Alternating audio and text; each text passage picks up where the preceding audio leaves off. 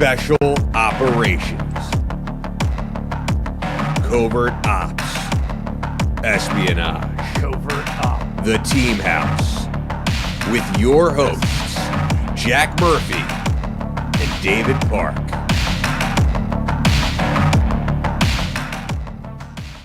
Hey guys, welcome to episode 168 of The Team House. I'm Jack Murphy here with David Park. D is here producing. You can see the fumes coming out of his ears currently.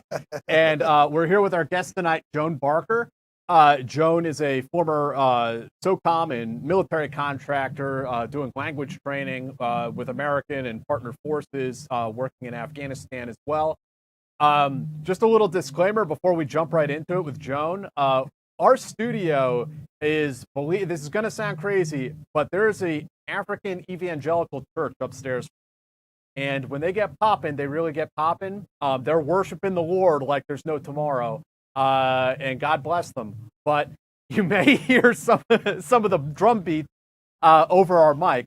So I'm just warning you, like, if it gets really gnarly and the background sound becomes too overwhelming and like it's just really not fair to Joan, we might have to end the episode early and come back with her at another date and finish the interview. So just a heads up, hopefully everything goes okay. And Joan, thank you for being a good support with us tonight.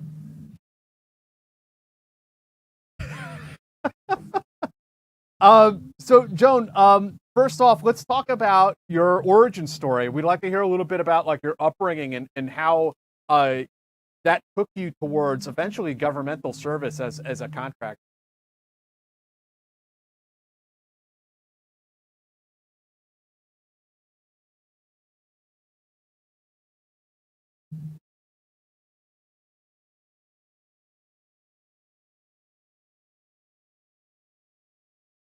Bump into a Peace Corps recruiter really by chance. All right. Can you start that over? You were muted that entire time. So we're going to get you going again. That might have been us. I don't think it's on mute now. Can you hear me okay? Yes. Yeah, we can. Yeah. All right, so yeah, I was just saying that my upbringing in Connecticut and growing up in New England, I never had aspirations of going to work overseas from an early age necessarily, but I knew that I wanted to get out and see the world. And I just happened to bump into a Peace Corps recruiter by chance on my way out of college. And as we'll talk about, like the rest of my career was kind of tumbling into different opportunities and seizing them. And so I ran into this guy at a job fair, and he encouraged me to apply to the Peace Corps because I'd studied language in college, and I'd studied French. And so they were looking for some folks to go over to French-speaking West Africa. I say that in quotes because I ended up in rural Niger, not using any French. I had to learn Hausa. But so yeah, after college, I went into the Peace Corps, and I was there for 2 years, living and working in rural Niger, totally off the grid in a village in the middle of nowhere with no other Americans around. So that was a crash course, or maybe a better metaphor for tonight with what's going on upstairs is baptism by fire, getting dropped off in the middle of nowhere and had to learn language and culture on the fly, and just survive out there and be living and working out in a rural area. And then came back from that with the desire to continue to go back overseas. And I wanted to be able to teach language and work with adults on literacy skills and things like that. And that's kind of like the backstory. Later on, I ended up by chance working on a military base in the UAE and taking a job there. And that's what kind of opened the door to doing military language and culture training. But that was much later in like 2011. But there was a little bit more going on. You had told us before the show about your father, who's a Vietnam veteran, that was like dead set on making sure that none of his kids joined the military. Yeah, so I mentioned to you guys that my father came back from Vietnam. He was a corpsman assigned to a combined action platoon in Vietnam, and I knew growing up, like he would tell us war stories, and he just had like a pretty horrific experience there and lost a lot of his good buddies, and came home and struggled hard as a lot of his friends ended up taking their lives, you know, in the 70s and 80s. And so back in the 80s, when the VA first started acknowledging and treating PTSD, he was in that initial wave of folks being treated for it. So we knew, like my dad used to call up his buddy Mark every month, and that was his therapist, and he was pretty open about that, which I thought was pretty cool at the time. Like my dad had no shame and no stigma about PTSD treatment, which was really cool. He ended up getting treated for PTSD, and then going to work for the state of Connecticut as a social worker for Vietnam vets and helping vets find housing and jobs. So that was his career later in life until he retired for the state. So that was, my dad was pretty inspirational to me. But I was telling you guys that, he didn't want any of us enlisting in the military. He just had such a traumatic experience. And when I grew up, that was at the end of the Cold War. I mean, the Gulf War was early 90s, but like I was off in college when 9/11 happened. So like most of my coming of age was, relative peacetime. So most people I knew weren't joining up with the military at that time. And post 9/11, I knew a lot of folks that joined in different ways. But so yeah, we just weren't encouraged to enlist. And I told you that my father did chase off a military recruiter one time that came by our house. I forget which brother he was going for, but I have two brothers and a twin sister. And so anyways, but I also had mentioned to you guys that when he did live in Vietnam, he was living in a village in Vietnam. Like their platoon was out there. And so he made friends with these Vietnamese folks as well. And he tended to the local populace in the same way that he was a corpsman, a medic tending to U.S. soldiers. So he kept in touch with some of those Vietnamese folks after the war, and we'd see him getting letters and gifts from Vietnam in the mail, and he'd make phone calls over there and be like speaking Vietnamese. And I just thought that was so cool. As a little kid, I was just like, I want to have friends in different countries. And so even though the military wasn't really an encouraged option for us, I knew I wanted to get out and see the world and be doing things like that. So that was kind of when I met that Peace Corps recruiter, I was like, if you could put me on a plane to a faraway place and I can go, experience something like that, that would be really, really rad. So that was kind of how that worked out. A book we have here actually on the shelf that I've been meaning to read for a long time called The Barking Deer. A Vietnam veteran wrote. It's supposed to be very, very good. But I was told that when the author brought his book, this novel he wrote about Vietnam, back to the village that he worked in with Special Forces, that the shaman put it up on the in the shrine. He had never seen a book before. Yeah. Wow. Fascinating. Yeah, we had a combined action platoon Past Marine episode, yeah, on the show about a year and a half, 2 years ago, I think. Yeah. And a lot of people aren't aware of what they did and how these Marines and corpsmen lived in these villages like a Special Forces team. And, they had a high rate of efficacy and also a high rate of, mortality. Yeah. But he would tell us about ambushes and stuff. And as a kid, you're just like, Dad, like, it doesn't sound like you're supposed to be here. Like he had so many close calls, like insane stories. But yeah. So you joined the Peace Corps, and so you studied French in college, and then what did you say you learned when you were in Niger? What's the official language? Okay. There? So when I was part of a cohort of about 40 folks, and they split us in half. Niger has two operating languages. Hausa is the more widely spoken one. So most of us were assigned to learn Hausa. And then there was a cohort of folks assigned to learn a language called Zarma, which is spoken around the capital, Niamey, and in Western Niger. And so, Dave, you might be more familiar with this, but we had to basically study for 2 months in the capital city of Niamey and get enough language to test out an OPI at a 1-1. So if any of your listeners have taken a DLI foreign language course and have sat for an OPI, we had to hit at least a 1. And if you didn't hit a 1, you had to stay back and continue studying the language, because essentially in Niger, most of the posts were pretty rural. Even the urban posts were still kind of off the grid. So you had to be able to be self-sufficient in language. And our RSO made a pretty big point of reminding us that your safety is totally dependent on you and your ability to learn language and culture. That's what's going to save you. And I had some pretty wild stories where like I definitely had to get out of some hairy situations, and my language came in pretty handy. But so I studied Hausa for a couple months and then ended up in a village on the border of Nigeria, where it was another dialect of Hausa. So I had to kind of go to the village and like relearn their dialect. That was like really intense. If like Arabic, you said you studied MSA and then you got to go learn it. All the colloquial, yeah, exactly. Oh yeah. So that was pretty intense. Do you want to share any of those incidents with us that?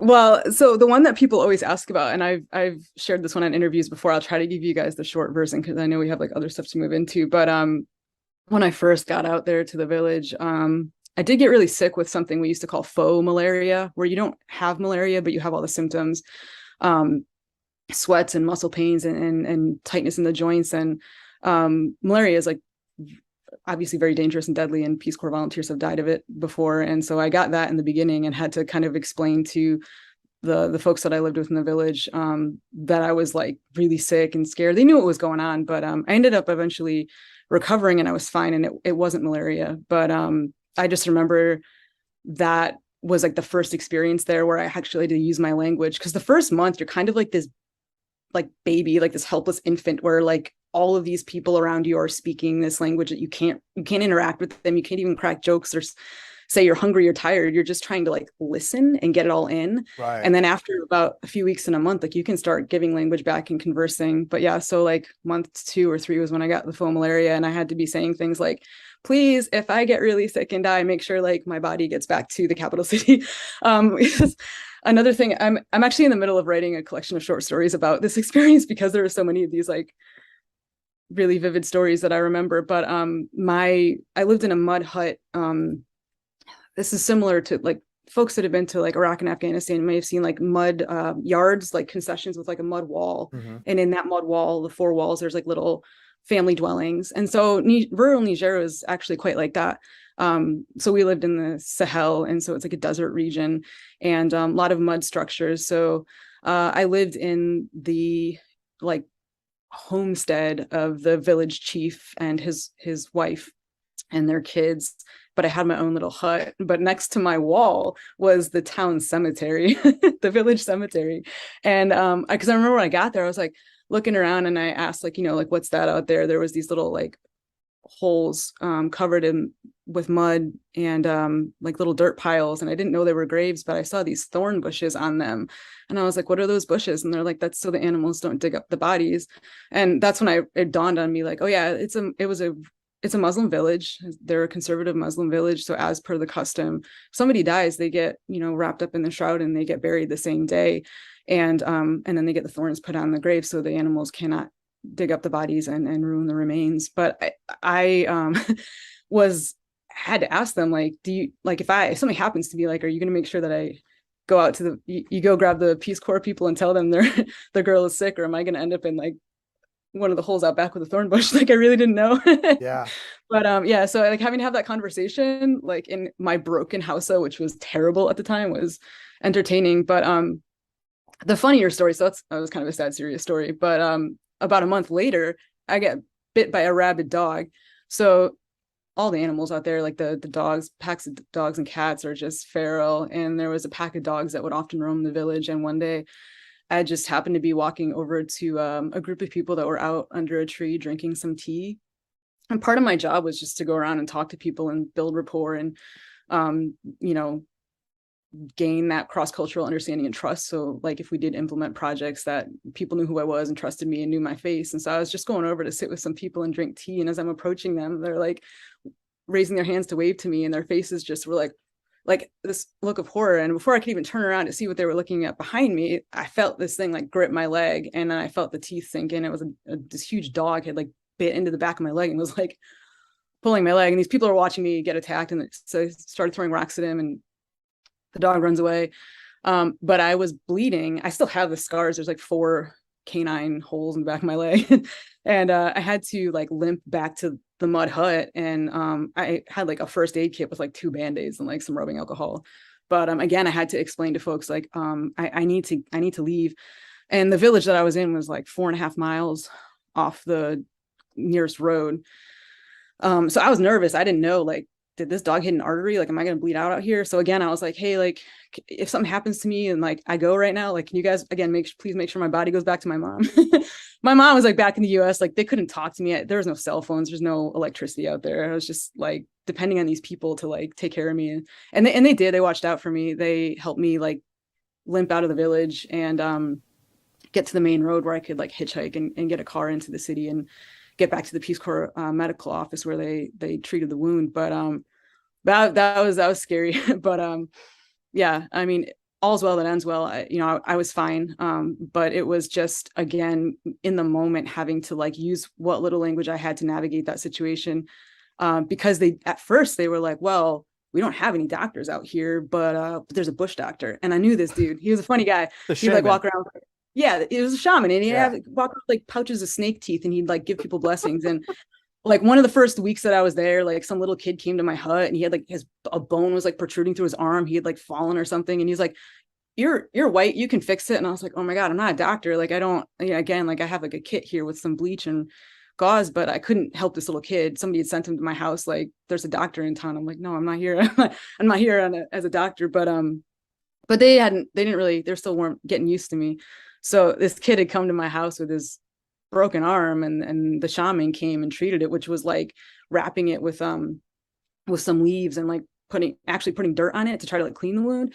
And so I was like, that image was in the back of my mind when I was bleeding out the back of my leg. And the folks that had come in to the hut to see what was wrong, they were like, we can go get him. And I was like, you know what? The Peace Corps, like, there's like a white people doctor that we go to when we get sick. And like, that's the language I use. I don't say like white people. It was like literally like that's what you say to refer to like the foreigners. They called us, the word for foreigner was Batura, which is white person. So I was like, I got to go to the Batura doctor, and they got some special medicine for us. So that was kind of funny, but it ended up being fine. But again, like language and culture, like, which is really, really important. What were, you said your dad had these Vietnamese friends, and you grew up in Connecticut, you went to college. What were some of the more like culture shock aspects of living in this rural village, if there were culture shock? Oh yeah, no, there was culture shock from day one. I remember when we landed in Niamey, which is their urban center, their capital, like there were some volunteers that were like ready to get back on the plane and go home, just because, you guys, it's the same thing when you deploy or travel to a foreign country. Like when you step off the plane and it's like all the senses are on rapid fire, the smells, the sounds. Like we landed at 7:00 at night in Niamey, like 2005. July, it was like 110 degrees, prayer calls going off. There's people approaching you trying to take your bags at the airport. And, so it's really, really intense. Like that culture shock I remember in the beginning, and just like all the language going on around you, there's no English, and you're just like, oh God, like, am I going to make it? But out in the village for sure, there was so much. Obviously those aspects of living in a remote, rustic area. I didn't have running water. I would go to the well every day and pull my water from the well with the ladies. And we had no electricity. So, I had my lanterns and my headlamp. And some of that stuff was cool. Like you're living as one with nature. Like I went to bed every night and there was mosquito net looking up at like a gazillion stars. And it was like the most incredible thing that I'd ever seen in my life. And but as far as like the people, the culture shock was huge, because there's just so many things that, God, I don't even know where to start, and I wouldn't want to just go off in a million tangents. But Liza mentioned earlier, this was a conservative Muslim village, so that was a big shock for me. I had not really been grown up around many Muslim folks, and so that was my introduction to Islam, which was cool. It was a cool way to learn it. I did I did. I tried to do Ramadan, but I sucked at it. I did like 3 days, and then I was like sneaking granola bars in my hut. But I learned about Ramadan and Eid and all the holidays, and it was just really, really cool to learn that firsthand and be around that. But it was tough. It was, again, off the grid. Like if you've lived or worked or deployed to a developing country, that there's this pattern of like there's these bigger urban centers like the capital city or regional cities, and then everything gets really quick remote from there. So like we had two sets of volunteers in the Peace Corps. There were city volunteers and there were bush volunteers, and so there's that like informal rivalry of, we call it Posh Corps and Bush Corps. But for the bush volunteers, like for us, like it was wild to kind of be out like living in places where there's no schools, there's no hospitals, there's no clinics, there's no access to a lot of things that we take for granted here. You're just learning to like live off the land and really understand like subsistence living. And I think James Laporta talked about this really, really greatly on his interview that he did with you guys, just like bearing witness to people that are just trying to make it day to day.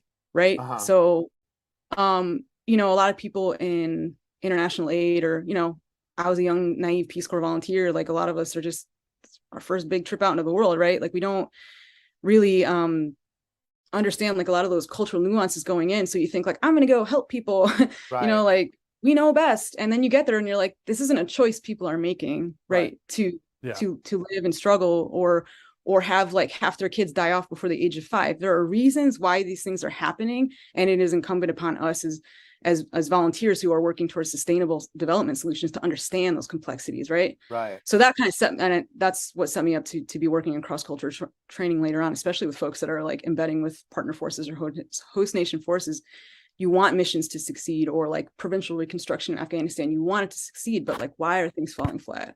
Or why does money end up in the wrong hands? Or why do projects not work? Well, I mean, that was our assignment. You know, we got to Peace Corps in Niger, like and I keep mentioning like this specific country because again, like all Peace Corps assignments are different. Somebody doing Peace Corps in Azerbaijan or Macedonia or Fiji is going to have a completely different experience than I had.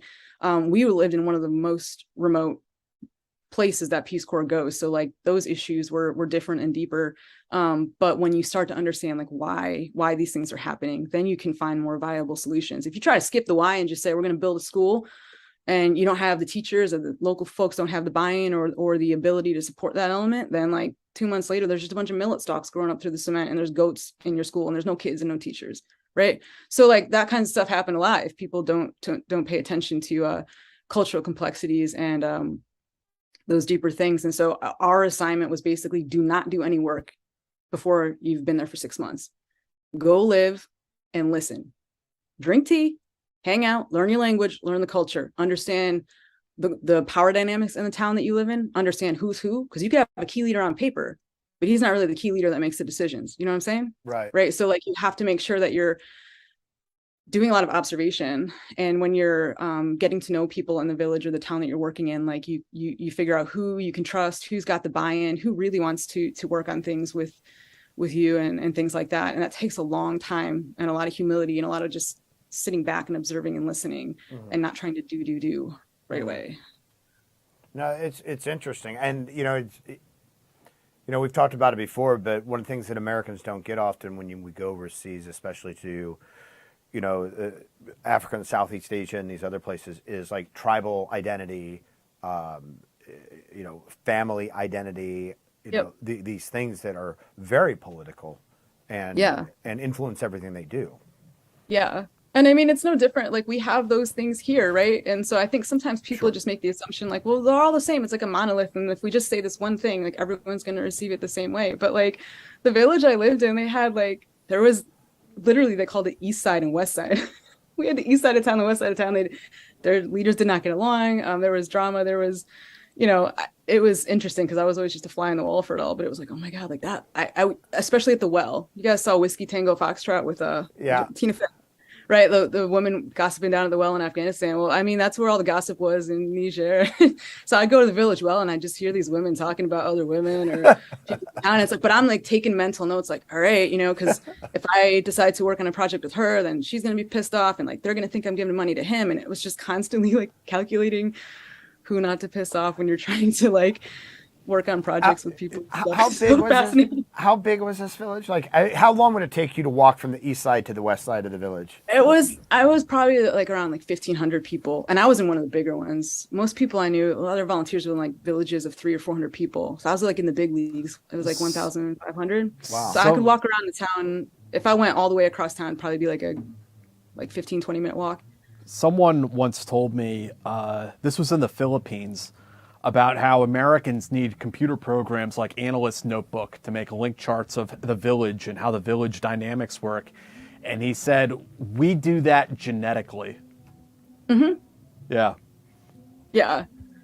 Yeah. It's like, and also that like reminds me that I often fail to mention, like this town that I was in was one that there wasn't written language. So most people did not know how to write. So yeah, everything's like up here and it's all just like spoken word. And so word is important. Word is your bond. But everything was invisibly recorded. And it was like putting all the pieces of the puzzle together in this invisible way, trying to figure out who's who and what's what. But so there was, when you ask about culture shock, I'm like, oh God, I could go on. I could talk for hours. I'm not going to, but I hope that gives people a picture. because that's definitely what landed me in a later role, like working the roles that I did on those SOCOM contracts, was digging deep into that kind of background knowledge and that AO to come up with some of the scenario writing that I ended up doing on those SOCOM contracts. Yeah, so tell us about like how that came about. Like, what was the next stop after the Peace Corps, and what led you into working for Special Operations Command? Yeah, so I took a little detour. I came home from the Peace Corps, and I knew that like other folks that I'd known that had gone back overseas and worked teaching English, like you need to have a master's degree. And I was like, oh, I hate school. Like, but I went back and got a degree in linguistics, which was really, really cool because I found that like that, again, that background knowledge of having learned a language in real time versus sitting and learning a language in a schoolhouse somewhere or in middle school or high school, or, you know, when you're at like DLI, a SOCOM schoolhouse. Yeah. It's in isolation, but having learned a language like in real time out in the world, I came back and studied linguistics. And while I was taking those day classes, getting my grad degree, I was working at night teaching immigrants and refugees in Hartford, Connecticut, which was so fascinating. I was training up refugees to apply for their U.S. citizenship, which was really cool. It's kind of like that full circle element of like conflict zones around the world, like all these students from Bosnia, Somalia, all the hotspots, you know. This was back in like, I guess 2007 and 2011. I had Iraqi refugees, Syrian refugees. So yeah, it was wild, but so that was really cool too. Again, like having to learn about all those cultures and how those folks learn and learn differently. Again, a lot of those languages and cultures ended up coming back around when I was working on those SOCOM contracts. As DLI and SOCOM were still focused on some of those. Arabic always was the mainstay. But yeah, so I finished my degree, and as night classes obviously weren't paying the bills, a lot of that was volunteer. So I just went on the job boards and I was like looking at English teaching jobs overseas, and I just happened to see one in the UAE, and it was on Sheikh Zayed Military City. It was a cooperation contract between the U.S. Embassy and the Emirati Air Force. And so I applied and I got the job. That was 2011. Went over there and taught for about a year and a half. And they ran the DLI, the Defense Language Institute, ALC, the American Language Course, which is their English component.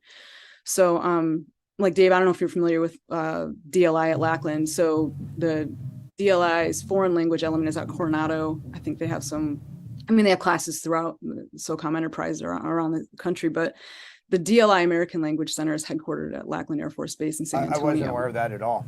Yeah, it's huge. It's a huge program. It's this huge cooperation between the U.S. and partner forces. And so they've got like all these seats for like, I don't know the exact numbers. I've never actually worked for DLI, but like, let's say, for example, they got like 100 seats for Saudi students and 100 seats for Emirati students, Afghans, you name it. Partner forces that we work with that need English language training will often be able to send students to Lackland to take English classes for 6 months, which is really cool. But this was an element set up over in the UAE to kind of create like a funnel because there were too many students. So we would teach for 6 months there, and then our students would sit for a test. And if they passed the test, then they would get to go on to study at San Antonio at Lackland, which was pretty cool. And those guys were pilots and air crew, and some guys were part of the Patriot missile program at the time. So that was pretty cool. That was my first experience working on a military base and working with military students, and I absolutely loved it because it's just when you're teaching somebody a skill in real time that's going to empower them to defend their country, but they're also an ally of ours, and you want to be able to give them the skills to help us do what we need to do in other parts of the world. That just opened my eyes to that whole thing. And then, but I was commuting like an hour and a half from Dubai to this military base in the middle of nowhere. Like every day I was like an hour and a half commute out, hour and a half commute back. And I don't know if you guys like transited through Dubai before. Like it's a hot place. It's hot and humid. And like after a year working in the desert, people kind of taper off. So I did a year and a half, and then time-wise just happened to quit at the right time. Like I kind of got sick of it, and I was like, all right, this has been really fun, but I need to go do something else. And that was just when the company that I was working for in the UAE was a U.S. government contractor. They were awarded a U.S. SOCOM contract to design some language curricula for NSW. So I was like, I quit, I'm leaving. And they were like, well, why don't you come to Arlington? We got an office there. Like you worked in the UAE. We need an Arabic project manager. So Dave, you'll think this is funny, but that you don't need to speak Arabic to get around in Dubai and the UAE. So I didn't really have like that much Arabic, just what my students had taught me. I learned commands to yell at my students, like Shabab, quiet down, like stop talking. But I didn't really know fluent Arabic. But anyways, I got brought back on in Arlington to work on some of these language lessons that we were putting together for NSW. NSW was leading the charge at the time on this, what they called LREC curriculum redesign. So LREC is the acronym Language, Regional Expertise, and Culture. And so that's what SOCOM was focused on doing as far as different teams that needed to, NSW is more direct action. And I went on to work on contracts for MARSOC and then did a needs analysis for AFSOC, and their teams are much more working hand in hand with partner forces. But in any event, LREC was this new thing, and we got to be involved in the curriculum design and development for those teams. And so part of our job as curriculum designers was to get to know the student, get to know the customer. So it was like deep dive into the psychology of Navy SEALs and the MARSOC teams and the AFSOC folks, and getting to know what they do and who they are, so that when we put something together for them, so they can practice their language and cross-culture skills before they go downrange, that it's relevant and it's worthwhile. So yeah, but that was the honor of a lifetime. I got to go sit with some really cool teams. And what did you think of that? Like going from, the classroom, like the classroom environment, in near Dubai, and then this now project management, like bringing this new program to fruition. Yeah, it was really cool to kind of be back of the house doing lesson design. And the coolest part was, so NSW at the time had about, I won't say them all, but like, let's just give a few examples, like Arabic, Pashto and Dari were pretty important at the time. Spanish, Tagalog. So you got these different language teams at our company, and it was mostly they tapped previous Peace Corps volunteers and previous Mormon missionaries, because they knew that those folks, we'd all lived and worked overseas somewhere for 2 years, kind of off the grid. And so we had a good background in language and culture, but we also worked with language and culture SMEs from those countries. So on my team, I had 2 Iraqis, which was really cool. I had one female who had grown up in Baghdad and then moved to the US, and then a guy who was Iraqi military. His story is so cool. He was trained by some US soldiers, and he married his wife was training him in arms, and they met on the range, and then they fell in love and ended up getting married. So he came back to the US and was looking for a job, and I was like, hey man, like you got a military background, we're designing Arabic curriculum from US military. So we hired this guy, and so we got to work with folks from all around the world, is what I'm getting at. And we had this whole floor of this office building in Arlington, Virginia, with this whole curriculum development team. We had culture and language SMEs from around the world, and we also had the floor below me was the AFPAC Hands program. If any of your listeners have ever gone through that program or are familiar with it, it was a whole wing of just Dari and Pashto teachers doing intense culture and language training for folks that were assigned to the AFPAC Hands program. I think that was mostly the folks that we got were Rangers. But I know there were other AFPAC elements around the country, and I'm not sure who they trained. But so we had Rangers coming through, and we had the AFPAC, these teachers from Afghanistan and Pakistan teaching them, which is so cool, because it's like you got all these people from all around the world. So there's always a holiday to celebrate. There's always great food getting brought into the office. And like Nowruz, we celebrated with the Afghans, and they just have this big old party. And so that was so cool. Again, like I mentioned that because it's like you're just ingesting like a sponge, like more and more culture and language knowledge. But to your point, like going from the classroom where I'm just, teaching to being able to be part of this back-end design was really cool. And SOCOM kind of trusted us they gave us the framework. They're like, we want this curriculum to be relevant for operators, right? Like most textbooks for foreign language or apps, like if you've studied using Rosetta Stone or Duolingo, or you studied a language in high school, your textbook was probably like chapter 1, introductions, talk to other students in your classroom, chapter 2, classroom objects, how many pencils are on the page, or chapter 3, like let's go to the shopping mall, right? Like I can see how like a Navy SEAL would probably pick up a lesson like that and be like, what am I gonna use this for? Yeah. So our job was to take, even basic language. We were doing an initial acquisition training course, like a basic language course for the SEAL SWIC teams, is to take that basic language and put it in a context that's relevant to them. Right. Okay. So you're setting up a firing range with your Iraqi counterparts, give them 5 commands or give them instructions step-by-step, how to clean their weapon, whatever, so it was basic language, but in the context of an operator, or, like with MARSOC, I would sit there and go through their entire mission task set and be like, all right, tell me what you did downrange. Like, when did you use language and culture? Or when was it irrelevant? Or when did you wish you had it? And I'd make notes on those tasks and then go back and design lessons around that. So it was really cool because it gave me the chance to, again, like that was my introduction to like what these guys did. I really didn't grow up, like I said, other than my father, who had some crazy war stories. I didn't really have a lot of folks I knew in the military. This is the first time I was around folks that were, that had served. And it just opened my eyes to everything that these guys do. And which was so cool because all I knew was like, I mean, some guys from my high school went, enlisted after graduation. It's like Marine infantry. That's all I knew. They went to Afghanistan, did their 4 years, and they were out. And they had some, again, like their war stories. But these guys are like telling me all they do to go build partner force capacity. And I was like, man, that's incredible. Like, I didn't know any of this existed. Or like, what was it, Amy Forsyth's interview you guys did a few weeks back? I'm like, I never knew there were, civil affairs teams or like female engagement teams. Like, I wish I had known about that when I was younger. Like, I had no idea. It would have been, so cool to be involved in something like that. But that was, again, like the gateway into partner force training, which then opened my eyes to the opportunities that existed overseas and places like Afghanistan, where the AVFID element was going on over in the Special Mission Wing and the Afghan Air Force. That's interesting. I mean, it's interesting the concept that you're saying it's still basic language acquisition. It's just relevant. Like, they need to know how to say ceasefire, not where is the library. Right. I still remember that. I remember being in the language lab, and they would be like saying like, "Leiter me, don't shoot me. Leiter mu, don't shoot us." Right. But even things like library or school or hospital, like we'd create activities where it's like, okay, you're going on like a recon mission, you're doing surveillance somewhere in town, like you got to mark off the relevant buildings. And that's a chance where you can dump in things for different AOs, like in the middle. They might not need to know church, but they're going to need to know mosque. Right. Or teaching natural disasters like earthquake, tornado, like those don't always occur in like every AO. So you make it really specific to the AO. Or things like seasons. Like, we're not going to learn seasons in the context of planning a vacation around a season. But when you're planning or you're getting ready to go do an insertion or extraction, you're going to need to know the weather, right? So like, put it in the context that where they use that language. Again, we don't expect that like a SEAL or SWCT team is going to go down range and be operating with each other in Arabic. Right. No, absolutely not. I would hope they wouldn't, because it would just damage their ability. But you're just giving them. They'd never get out the gate. Right. They just. God, I'm going to piss off the Navy SEALs.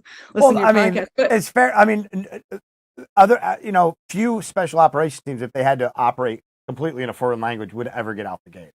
Yeah, I mean, that's just the reality. That's not. I'm not crapping on SEALs. I'm just saying that it's not a reality that like most teams are fluent in fifth group. How many guys did we have who were like a 3-3 in their target language of Arabic? Like, I don't know the number, but I bet it's like a dozen. Yeah. Yeah. So Yeah, I mean, like with the Afghans too, like when I was working overseas, like teaching English, it's like, we don't expect ever when they've all got like an all Afghan crew on an aircraft, I would hope that they're speaking to each other in Dari while they're trying to do stuff on the aircraft. Tower, yeah, you guys need to know how to like tower talk in English, but like amongst yourselves in a life or death scenario, like please use Dari. Yeah.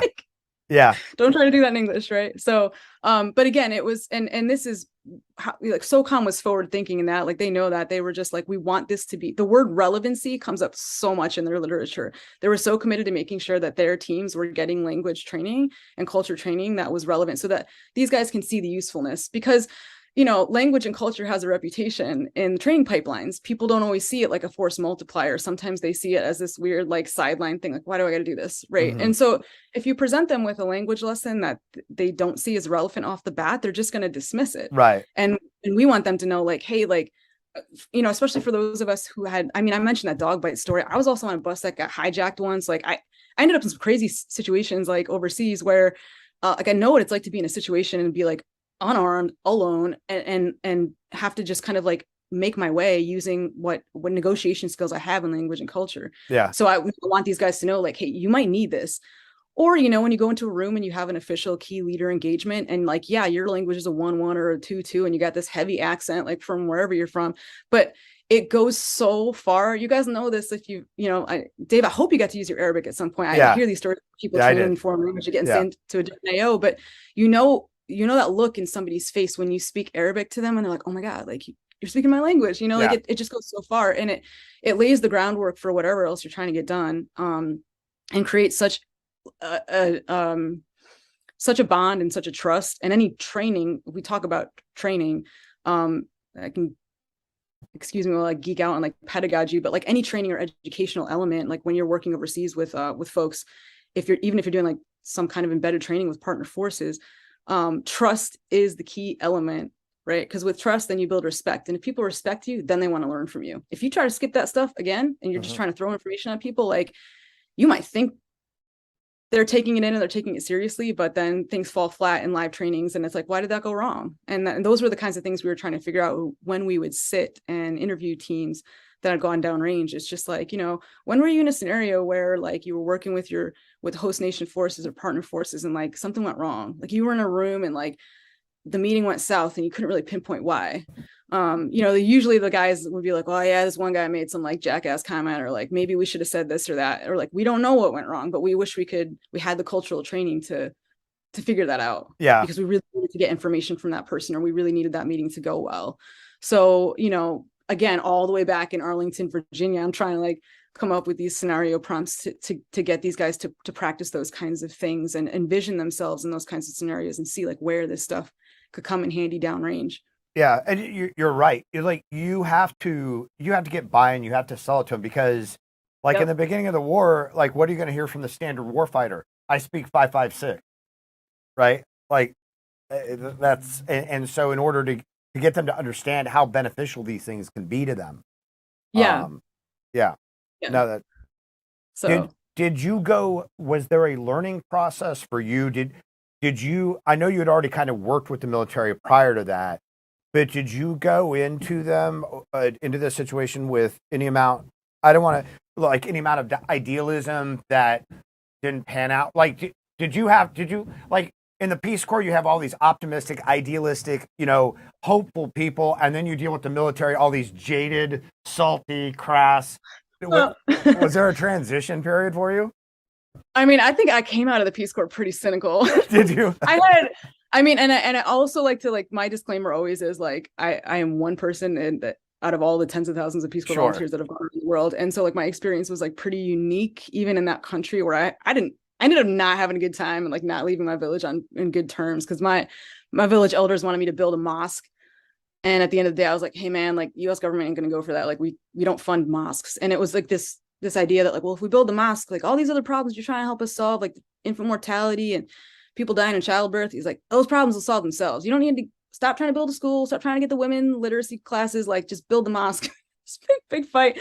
And it wasn't a big fight. I basically just said like, I can't, like, and it's hard for them to understand, like we don't get involved in like religious things, right. Like separate church and state was not we're not talking about that. So I had to have one of the local Peace Corps staff had to come out and basically have like an intervention with my village elders and say like, she's not here for that. And if you don't want the women to learn how to read and write, we're going to take her out. And so I actually got taken out and reassigned to a bigger city for the last few months of my service. But so I left Peace Corps and I was like, man, like, that was a really intense exchange of time. And, but it was hard because it's like, I don't blame them. That's their life. That's their world. I'm not there to change people's thinking. Like all I can do is say like, hey, I'm here if you need resources and you need help. Like I had a guy from a local NGO that wanted help funding. He had made AIDS awareness pamphlets and he needed some funding to get them printed. And like, I helped him do that. It's like, I'm here if you need me, but like, I'm not going to get in fights with people. This is their culture. This is their domain. And, but it was eye-opening. You're right. Like people go overseas and they volunteer for these things and they're just like, I've got the answers. I know why they're not doing what I think they should be doing. It's because they haven't heard from me. And it's like, God, we're 22. Like, why would anybody listen to us? Like, why are people going to listen to me about family planning in this village where like they knew I was unmarried, which is like big no number one. Like, who are you? You're 22 and you're not married. What's wrong with your parents? Like they were like, your parents let you come here unmarried? Who are you people? Like, they just said like, for them, that was so crazy. The girls in my village got married at 15 or have babies at 14. So it was wild for them that I was like older and unmarried. And I wasn't Muslim. Right. So like the things I'm telling them, they're just like, why should we listen to you? And so that was like super humbling. And a lot sometimes, like, I don't think people get to go through that experience of having to humble themselves and say, like, I'm not the savior here, like that's not my job. Like, if the best I can do is drink tea with these people and be there for them. I mean, I help people go to the hospital. I'd raise money to help people pay hospital bills or get their kids checked out at the hospital. Like, I had a good relationship with a lot of people, even if the village elders and I like didn't see eye to eye. And when I left there, like, I remember taking the OPI on the way out the door and I was like near native fluency. Not now, but it's like definitely languished, but that was cool. Like, to me, that was an achievement. That was like, they taught me that language. They taught me all about their culture. And I think the more that we can do of that in the world, like, this is the Peace Corps volunteer in me, like, the better world we could be if we all just kind of hung out with each other a little more. But like, those dudes trusted me. Like, what I like to think of now, and I'm sorry, I'm going on a little segue here, but in a little tangent, but we were on the border in Nigeria. Like, I could see Nigeria from my backyard. Like, look over those thorn bushes past the cemetery. That was Nigeria. Boko Haram was down there at the time, and extremist elements were like moving around down there. And you sensed the change. Things were becoming more conservative and more extreme. And in 2011, I think it was, or 2012, there's a couple of French kids that got kidnapped in the capital, and the rescue op went south on the border of, I think, Burkina Faso, and they were killed. And that's when all the aid organizations and Peace Corps pulled out. So Peace Corps hasn't been there in over a decade, right? And why I say all this is because I'd like to think that where I lived, if somebody came rolling through in a Toyota with a bed full of guys with AKs and they're trying to recruit people from my village and say, like, well, you should come hang out with us. We want to kidnap some Westerners because we don't like them. They're awful. They're this or that.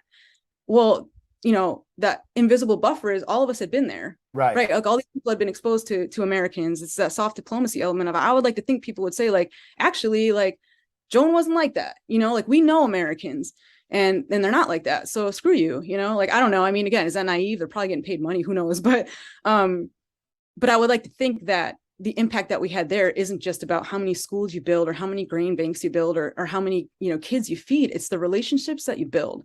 And this all comes back to, we'll get to this at some point, that moral injury component of people that left Afghanistan, service members, civilian contractors, defense contractors last year in August 2021, who were sitting on their living room floors in the United States with broken hearts, crying to their families. I didn't do my job. I left someone behind, and I don't know how to deal with that.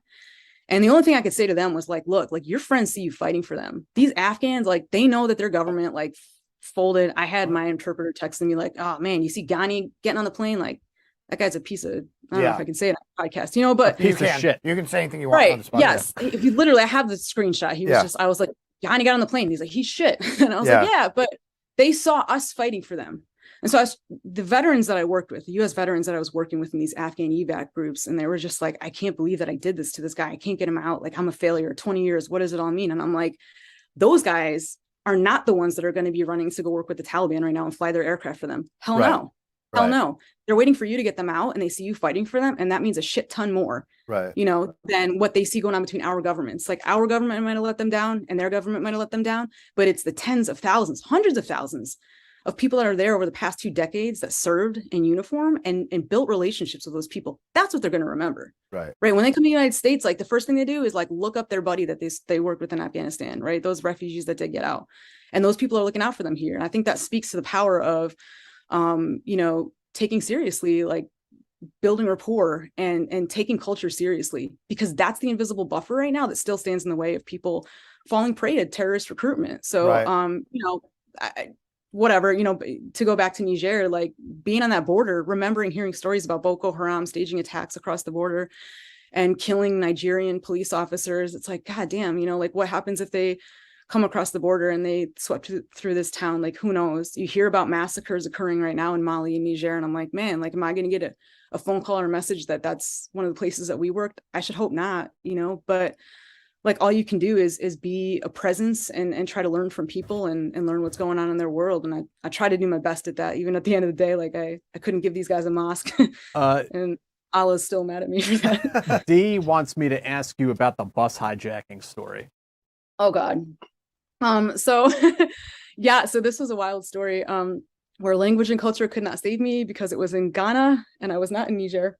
But so if any of your viewers or listeners have ever traveled or deployed or worked in And the Sahel region, there's this cool visa that you can get, or used to be able to get. It was like 5-country visa for all the Francophone countries. It was like Mali, Niger, Burkina, Benin, and Togo. And so at the end of our service, a lot of volunteers would take like, you would accrue leave time. So at the end of the 2 years, a bunch of us would go down and like do this little like tour of West Africa. You go down to the beach in Togo and like, have some cold beers. You can only get warm beers in Niger, but so we go down to the coast and you party a little bit and then come back and close out your service. And I was on a bus in Ghana. Ghana, by the way, is a really cool country to go to and visit, and I recommend anyone do it. I give that disclaimer because the story I'm about to tell will probably scare people away, but I think this is just like me being at the wrong place at the wrong time. Ghana was otherwise like a beautiful, beautiful beaches, beautiful rainforest. You can go walk around and do a canopy walk. But I was taking a bus back through Burkina Faso to get back to Niger. And I was on a bus. It was Easter weekend. So there's a lot of traffic on the roads in Ghana, and people were trying to get back home for the Easter holiday. And I was on this main highway on this like their version of a Greyhound bus. And there was a road rage incident between our driver and the driver of a van that was ahead of us. And what happened was, I don't know if they like hit each other. They just started yelling at each other. Traffic stop. All the men on the Greyhound bus and the driver got out, and all the guys in the van ahead of us got out, and they started like fisticuffs. They're fighting. They're grabbing like steel beams off the side of the road and like hitting each other. And we're all just all on the bus, like watching, like, oh God, like what's going on, And again, like I'm the only American on this bus, and everyone around me is speaking Twi, which is the local language there. And I'm like, I don't know what's going on. I just see all these people fighting. Like, man, this sucks. Like, and then I wonder what's going to happen next. Well, one of the young men from the van ahead of us gets on our bus and starts driving the bus away. I'm like, oh crap! Like I don't even know this kid's old enough to drive. Like you can't make this stuff up. This guy starts driving. He's weaving in and out of these cars, and he's driving us like back on the highway. And I'm like, where's this kid going to take us? Well, like a couple miles. Does he know the route? Does he know the stops? Yeah, no. So apparently we were like a few miles out from the village where like he and the people in the van were from. So he like pulls us up to this like roadside stop in this town, gets out of the bus, and like a bunch of townspeople had like descended upon our bus. Like, I don't know if he called ahead, or we had Nokia cell phones at the time. So like all these people came up to the bus, like from the town, other men, and they like barricaded the door shut. At this point, the van pulls up with people that had been on our Greyhound bus, including our driver. So the van is there, the Greyhound bus is there. They start fighting again. Meanwhile, townspeople have barricaded us in the bus. The women and children on the bus, and they're putting things under the bus, like wood and rope. And I'm like, oh God. And meanwhile, they're like throwing things at the side of the bus. So there's like bricks coming at the window. And I was like, what? Like, I don't even know what to do. Like, I'm in shock. I'm just like, I guess this might be it. Like, I don't know what's going on right now. I feel like as they're shoving wood under the bus, I'm like, Jesus, they're going to light this bus on fire. Like, what do it was weird. Like this weird calm came over me, because I was like, there's absolutely nothing I can do. Like, there's nothing we can do. This is kind of escalating quite quickly. And I'm alone. And I'm just like, again, the first thought that comes into my mind is like, I don't think that anybody knows where I am right now. Like the Peace Corps knows that I'm on vacation. You got to like fill out your visa form. Like they know but if something happened to me right now, like would anyone know? Like would my body just be like on the side of a road somewhere? So that's my first thought, was like, man, I want my parents to be able to get my body back. And how do I do that? And I ended up, I must've had it written down like on a piece of paper somewhere, the number for that regional security officer that I mentioned earlier, who was like a big proponent of language and culture saving your ass. His name was Kabiru. He was a martial arts champion in Niger. And I just remember thinking like, I gotta call Kabiru. I gotta let him know I'm here, so they know where to find my body if they take this bus out. And one of the lead, I didn't have a SIM card that worked like to call Niger or text Niger on my Nokia. So like one of the ladies on the bus, I remember this woman like could see the concern in my face, and we couldn't communicate because we didn't speak each other's language, but she just hands me her phone, because I'm like looking out and looking around, people are texting their families, and I'm like on my Nokia, like I can't do anything. And she gives me her phone, and I called Kabiru, and it went through. Like I don't know if she had like international minutes, but like I called him and he answered, and I don't even know how he like answered the phone. It was like a Sunday, and I was like, hey man, like I don't want to scare you, but I'm on a bus in Ghana, and they're attacking it, and like there's stuff going into the bus. Like I think they might light us on fire.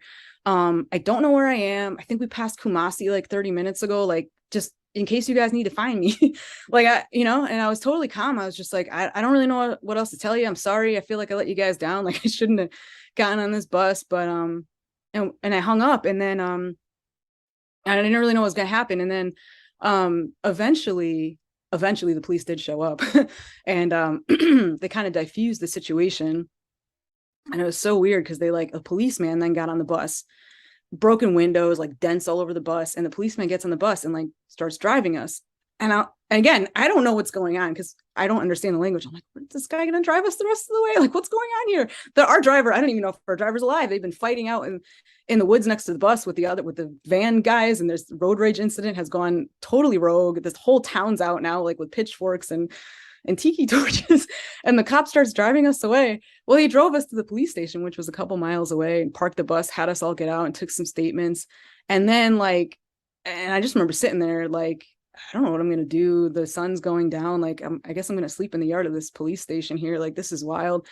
I'm just glad I'm okay. But this is what a situation. And then the two drivers come out of the police station, like patting each other on the back, laughing, like chucking it up, like they had made up at the police station. And I was like, are you kidding me? Like, we almost died. Now you guys are BFFs? What the hell? And our driver gets back on the bus and he's like, anyone that wants to still come with me, like, we're taking off. And like 3 people got back on the bus. And the rest of us were like, I'm good, So I'm sitting there at this police station, like I'm out of money. I'd spent the last of my stipend on this bus ticket to get back to Niger. And I'm like, dude, I'm screwed right now. Like, to the high heavens, like, I don't know what I'm going to do. I got to hitchhike back to Accra. The policeman comes over to me and he's like, you can come stay with me and my wife tonight. And I was like, oh God, no. Like, and so it was just so weird. I was like, I can't deal with all this right now. That this guy's trying to take me home with him. Like, I don't know. I turned him down. I'm like, maybe that's the one that got away. Like, I have no idea. I was so out of sorts. But he was a nice guy. I just didn't really. I was like, you got a wife, man. Was it the creepy eyebrow thing he did when he asked? And was that? Yeah, it was definitely. It was like, otherwise it would have been cool. I would go, hang out and eat some yams with you guys. But anyways, so I'm sitting there on the side of the road, like this cop wants to take me to home. And the bus is gone and the sun is going down and I'm literally about to sleep on the side of the road in Ghana. And like, my head is in my hands and I've never felt so helpless in all my life. And then like out of a movie, I look out into the distance and like out of this dust cloud on the road in the distance, like the white Toyota 4x4, like, all the aid organizations, like the white Toyotas, like peers out the dust and stops. And this guy leans out the window. He's like, are you Joan Barker? And I was like, yes. And he's like, get in the car. And it was the Peace Corps had Peace Corps Niger phoned Peace Corps Ghana and said, like, you need to go get this girl. Somebody needs to go up and help her. And they had like brought like, I think they had brought like weapons at the time. They thought I was like in danger, which I guess I was. But so they brought me back to Accra, and then the Peace Corps folks there helped buy me another ticket. And the next day I went back and made my way through Burkina back up to Niger. But like, yeah, the bus story was kind of wild because it was just like, I just felt like a helpless little lamb. And I was like, well, this is it. Like, it's been a wild ride. Like this has been a cool experience. Like, I don't have any kids or anything. Like, if this is my time, this is my time. It was wild. It was that is insane. I mean, I would be so curious to know, like, what was going on. I think it was just road rage, and like I'd seen other instances where like even at bus stations in Niger, they would tend to like oversell bus tickets. And so when you went to show up to get on your coach bus to go between cities, like people would be like fighting each other, elbowing each other to get onto the bus.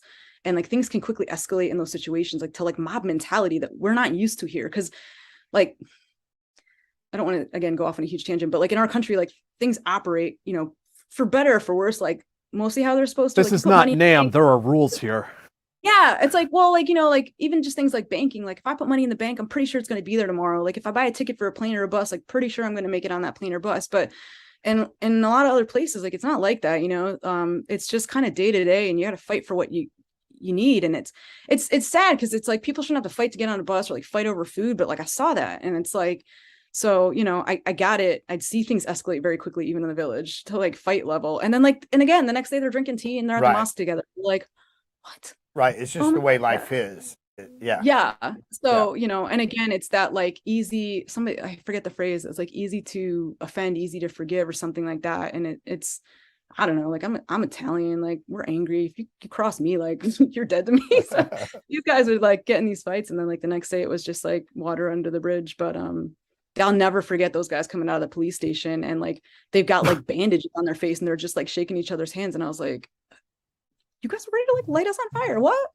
Like, yeah. So How jumping a little further forward, how did you end up working with the Afghanistan Air Wing?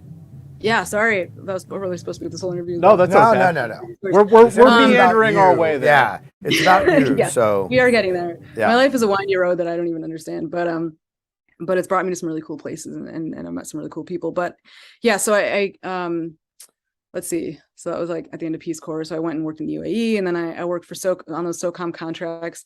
The last thing I did for SOCOM was a needs analysis with some AFSOC AFID teams, and that was really cool. But they didn't end up picking up the rest of the contract. So I was laid off in early 2016 and was in DC without a job, and I was trying to apply to federal jobs. I was like, enough of this contracting. Like there's no job stability, no financial stability. And I was applying to a bunch of federal jobs and nothing was working out.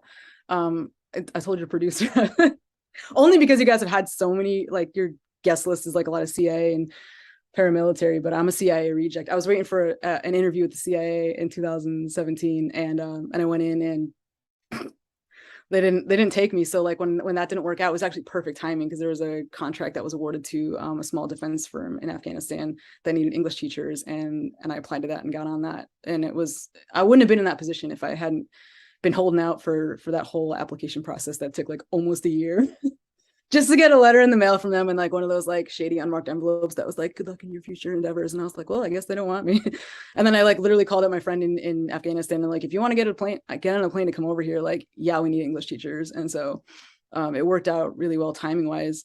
But yeah, that was a funny interview process. But I'm glad that I ended up where I did in Afghanistan. I was back in the teacher's seat, and my students were so incredible. I got to work with Afghan pilots, Afghan crew chiefs, all the back shops in those hangars, avionics guys, engine and body mechanics, sheet metal dudes, and had a blast basically creating curriculum for them. So that was the summer of 2017 when I got on the plane. I had to go through CRC at Fort Bliss, like never again. That was in Fort Bliss. Oh, you had to go through CRC. I had to go through CRC to get on the Afghanistan, and like it's just a memory I don't ever want to relive. But, yeah. CRC is horrible. Yeah, so bad. You guys don't know. So CRC is something civilians have to go through when they're deploying overseas, where they dump, like they give you all your military gear. They try to give you it's. Do they do like briefings where they put like the VHS tape into the television? Like, this is how to stay safe while you're abroad. You have to take all the trainings. Like, I forget them all now, but it's like the anti-terrorism training and like sharp trainings and all those things that are like pretty standard. But it was so embarrassing, like as a civilian, because they give you like you got your helmet and your vest, and I'm like, I've never put these things on. I look like such a dork. Like, this is so silly. But yeah, you have to get your gear and pass medical Monday and everything like that, which is like, oh, you had like a paper cut when you were 3. You need to go back to the doctor and get a signature for that. And you're like, oh my God, like shoot me now. But yeah, so when you get through CRC, then you get on the plane and so that was August of 2017. I worked on the Special Mission Wing on HKIA for the first few months that I was there, working with the Afghan crew chiefs. And that was I don't know if you guys are familiar with like the SOAG or the SOAT teams, the US military side, the Special Operations Aviation teams. So there were like uniformed like service members on the Special Mission Wing and some defense contractors working over there with those SMW commandos and their air crew. And then I also did a stint on the Afghan Air Force, which is, for folks that aren't in the know, it's more like their conventional forces. So those were most of the mechanics that I was working with in the back shops. And so there was no American military like uniformed as part of that training, but that was more like defense contractors. And like I think I mentioned to you guys, there was a bunch of Ukrainians there because those Mi-17s were Ukrainian made. I'll call them Russian helicopters, but the Mi-17 training facility that a lot of the American contractors went through is in Kremenchuk, Ukraine. So, I mean, I'm happy to talk about like any of that training. Like, I'd like to hear a little bit about the two different programs. That there's a sort of a special mission wing and a conventional side to Afghan aviation. I mean, even kind of like a broad overview of like aviation, foreign internal defense in Afghanistan. It's not something that we've really focused on the show before. Yeah, I mean, there have been some really cool analyses done. I can give you guys the links too. I think it's the Modern War Institute. Is that the one at West Point? An article just came out about AFID in Afghanistan. There's been some really great articles that folks that I work, actually like colonels that I worked with over in Afghanistan, have written about AFID from their perspective. And I think so they're like, I'd say like they're the SMEs on like AFID in Iraq and Afghanistan. And they've written some really good analyses of like, obviously we know that, I don't want to say we got in over our heads, but like, you know, just trying to train people like you train Americans when you're, again, working in another culture, in another country that have different resource limitations and culture and tribal identities. We saw that every day. Like, for example, a lot of the colonels and generals and leadership on the SMW, on the Special Mission Wing area of HKIA, like those guys were from the Panjshir province. And they were a lot of the pilots that were older that had been flying those Mi-17s back when the SMW was a narcotics interdiction unit. And so they kind of like lorded over the SMW, but they were good at like getting stuff done. And so those guys were kind of in charge on that side, on the SMW side. And that was like a very like efficient training pipeline that they had, where it was like, we have these guys in their specific MOS, and they're going to go through classroom training with American defense contractors, like former maintainers and former pilots. And then when they passed that classroom training, that we were part of that, the English was attached to that. If they pass that, then they go to OJT, on the job training on the flight line. And so then they're working with like on the aircraft with American mentors or trainers that might be US military personnel still in uniform, or veterans that have come back to contract, teaching people how to turn wrenches on the PC-12s and the Mi-17s. So the Special Mission Wing that was their fleet, was the PC-12 planes, and then the fixed wing, and then they had the Mi-17 for the rotary wing. Blackhawks were coming in when I was leaving. I think those went down to Kandahar first, but which is, I'm gonna roll my eyes. That still makes me angry. That was kind of ridiculous. Like notion of giving American helicopters to Afghan partners. I mean, I'm from Connecticut. Like I remember that sale going through that was like, oh, Sikorsky, you know, my grandma used to work for Sikorsky like way back in like the 50s and 60s on helicopters way back when. But even I, like as a resident of Connecticut, like learning that our entire congressional delegation was part of that sale was just like, they didn't need that. That wasn't going to be helpful to them, like in that geography and that terrain. And if we're anybody that was part of the Mi-17 training pipeline, like even as an English teacher with no background in aviation, like I see the struggles of these guys trying to maintain this aircraft they don't have their own maintenance and supply logistics pipeline in their own country. They're fully dependent on foreigners for those pipelines and for resupply and for maintenance. I mean, again, that's why the Ukrainians were there. We had Colombians on those flight lines that had flown these helicopters or worked on them back in Central and South America. So, you know, like the SMW and the AAF were very dependent on contractors in the U.S. military being there and staying there, which is why like a lot of us were just completely furious with the narrative that was trying to be put out last summer, which is like, we've given them everything and they're fine, they're ready to go, they don't need us. It's like, why would you have maintenance contracts to the tune of billions of dollars still being doled out to American defense contractors? And I say that, you know, as a defense contractor, you know, people were there right up into the end, like making that money, providing that service. So it's kind of disingenuous for everybody to say like these Afghans should have and could have been ready to do that on their own. They couldn't do it with these Russian aircraft, which like were, you know, if you think about like a Black Hawk and like, for example, like the avionics suite on a Black Hawk, you know, versus the Mi-17, like if they can't maintain and fly these aircraft without us, like these Russian helicopters that they've had for decades, then why are we bringing them this new shiny toy? Everybody likes new shiny We've toys. seen that. I mean, they just crashed that Black Hawk. Oh yeah. I think they've crashed a number. That was hilarious because like all the Afghan pilots that made it here, like were sending me that video and they're like, we know exactly what they did wrong. Like they don't even know how to like. It's what you're bringing up is like a really important point and an important issue when we work with partner forces. And like I've seen it from Iraq to the Philippines to elsewhere. We train guys, and we make them procure American military material, but what we don't do is train them or teach them or enable them to maintain. So the second we're not around, like we might pull back from some of these countries for our own political reasons or whatever the case may be, their night vision starts breaking down, their guns start breaking down, all their vehicles start breaking down, they start having all of these problems.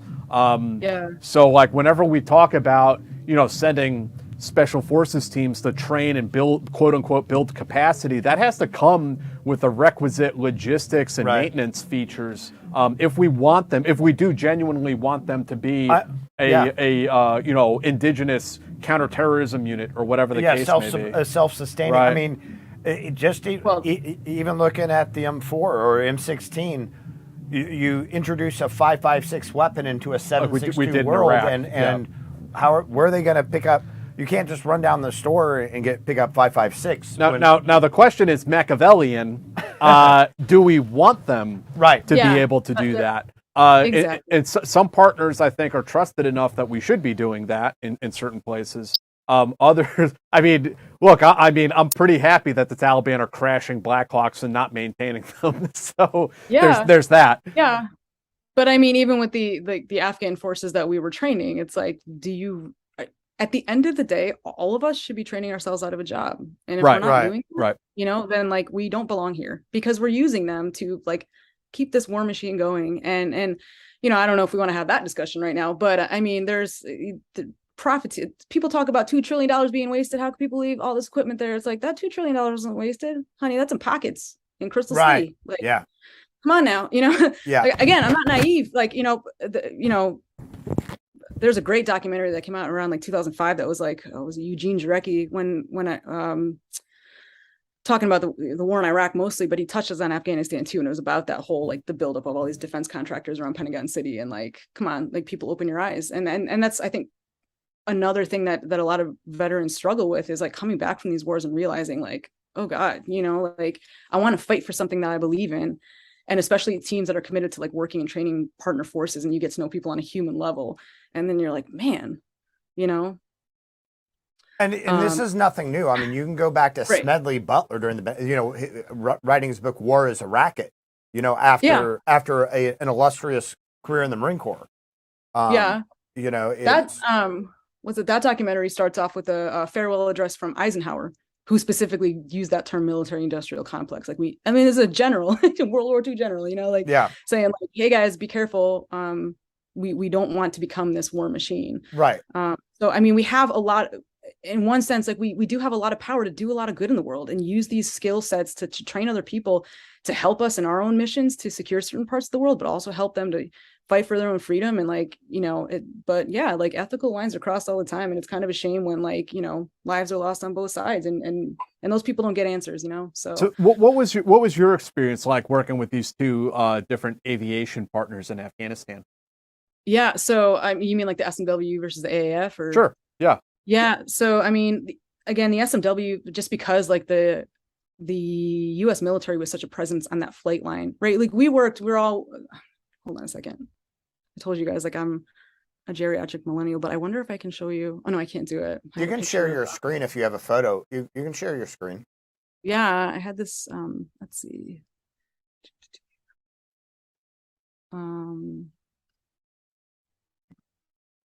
I don't know if I can get into like settings though. Hey, while she's sharing the screen real quick, everybody, we want to introduce you to our Patreon if you're not already a member. The link is down below.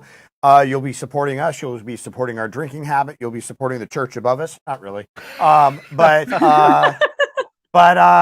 you will get ad-free episodes if you subscribe. And if you subscribe at our highest level, you may get a little invitation to our Christmas party at the end of the year. Yeah. Just giving those out. Oh, yeah. Huh? All right. Sorry, that went to my spam box. You're invited to, Joan, by the way, like all of our guests. So your invitation went to my spam mail. I wasn't ignoring you. It was spam. Like we've been sending it out to just everybody all the time. Also, it was spam. Can you guys did the background change? Yeah. Okay, so this is welcome to the SMW flight line. This is ramp 5 on HKIA. So like this is where we worked. We worked on hangars like with the helicopters out on the flight line. And I also worked in classrooms and trailers like along the flight line, but most of the work that U.S. defense contractors and uniformed military personnel were doing were in all these buildings like along this flight line. So this is like our daily view from the office. And I think the SMW was so successful at what it did is because the U.S. was working like in tandem with the Afghans every day. Like leadership was working with leadership, and all of us at the mentorship level were working like with Afghans also. So I was teaching Afghan crew chiefs, and I had some pilots in my class, teaching them English in the beginning, the first few months I was there on the SMW. But I also had interpreters working with me. So we were all assigned interpreters in our classes in case we needed them, or in case there was like a security situation, or sometimes just explaining the logistics of what was going to be happening in the classes that day. So that's how we got to know so many of the translator interpreters that worked on that base that we ended up trying to get out at the end. But so we worked hand in hand with the interpreters, and we taught the Afghan students. And the SMW had a pretty successful training pipeline. And it was really, really awesome to work over there. Just all these Americans and Afghans around each other every day. I paint that picture and give that detail because on the AAF, which, if I move out of the way, on the other side of that flight line, you'd see the hangars for the Mi-17 hangars on the Afghan Air Force side. And so again, like that's their conventional force. On that side, the Americans and the Afghans were working rather separately. And that's not by accident. So I think it was in 2013 where there was that attack where an Afghan colonel killed, I think it was like 9 Americans. And bullet holes are still in those hangars. But so the Afghan Air Force was being advised by an element called TAC Air, which was the U.S. Air Force's element that was going over to advise the Afghan Air Force. So on the SMW side, you had the SOAG, which is a Special Operations Aviation Group. And then on the AAF, you had TAC Air, which was like Train, Advise, Assist, Command, I believe. So each had their own acronyms. But we had like Special Operations folks in the U.S. working with Special Operations Afghans on the SMW, and then you had conventional U.S. Air Force folks working with Afghan conventional forces on the AAF, if that makes sense. Sorry, I'm Italian. I talk with my hands. Yeah, no, the hands are like disembodied hands now that are like coming straight at us. So like, I still have all my fingers. I'm sorry, I'm scaring you guys. It's spooky season. I can get rid of this background.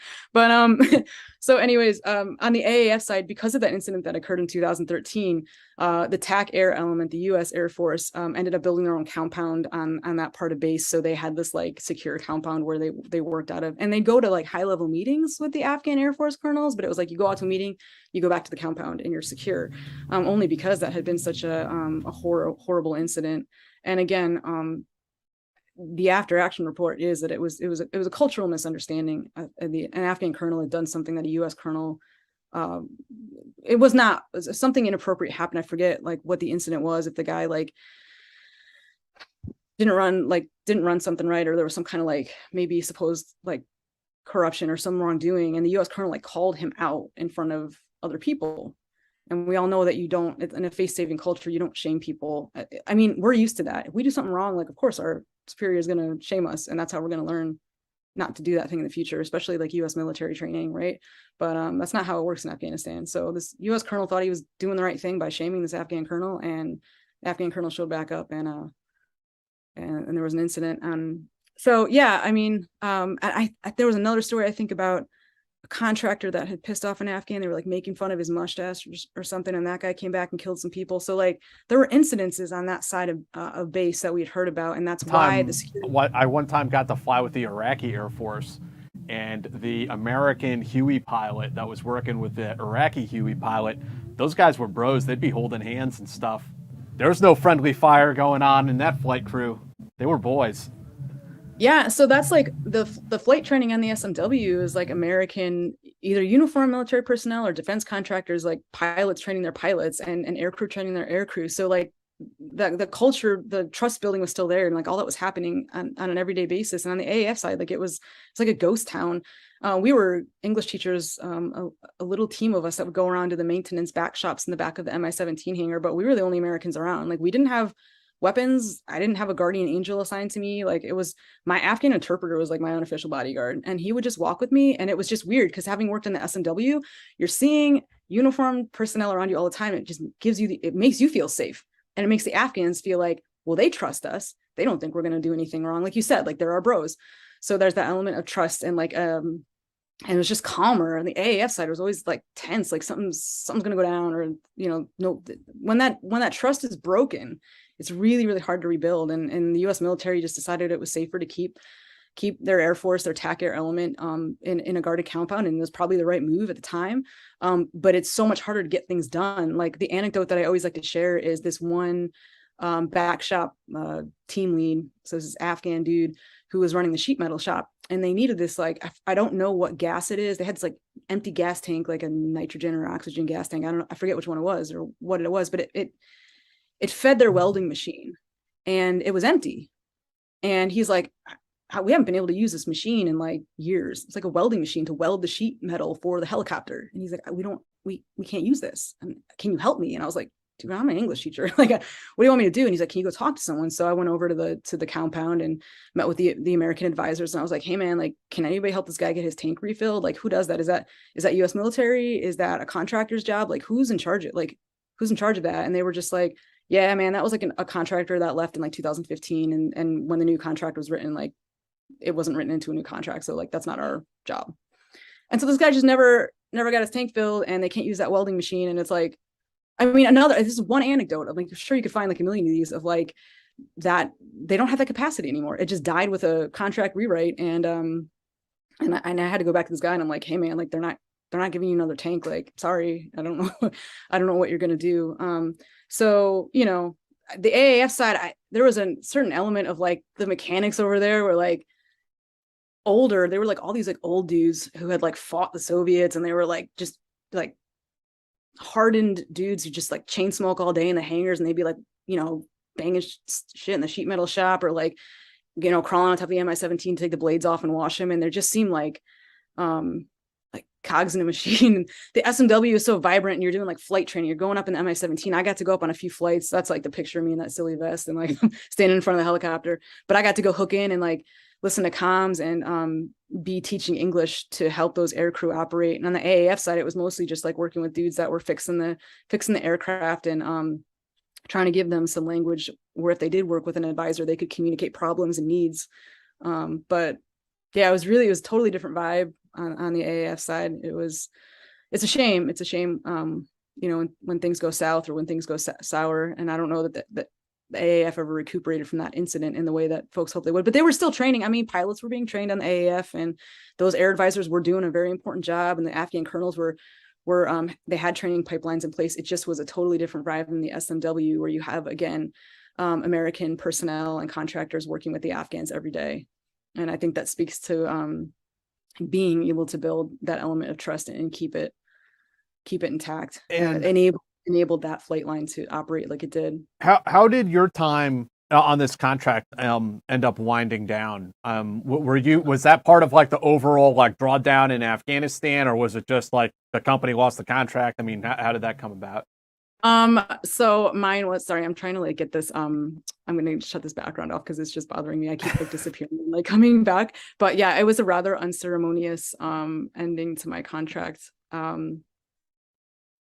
Okay. So I worked in the SMW from about August to December. I was going on my first rotation of leave, and I quit my job there just because the contractor I was working for, we just had differences of opinion. I wanted to be teaching people useful life skills, English for crew chiefs and pilots, and they wanted me teaching a standardized curriculum from DLI, and it wasn't really working for the Afghans, or I think for our students. And so, but yeah, I had heard that if you worked over on the AAF, you got to work in the back shops and be part of what they called a vocational English mentoring team. And we were doing really hands-on technical maintenance English. So I did that from about January 2018 to July 2018. And then the company that I worked for, I will not name names, but they just laid us off one day, and it was a Friday, and they were like, you got to get your bags packed. You're out of here on Tuesday. You got to get up to Bagram. And it was just a program management difference.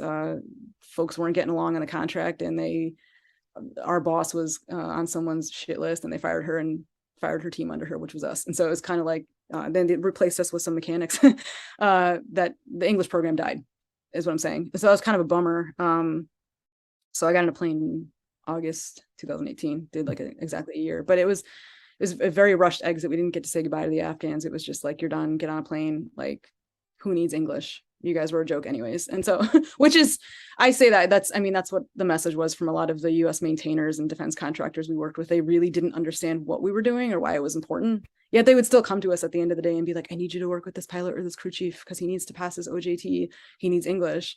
But most of the time they just really didn't see the relevancy in what we were doing, which is a shame. I mean, US commanders did and the Afghans did, but the defense contractor program managers, who were often former maintainers or former pilots, just they didn't understand. A lot of them never, like Dave, you got to go through that language training experience with DLI.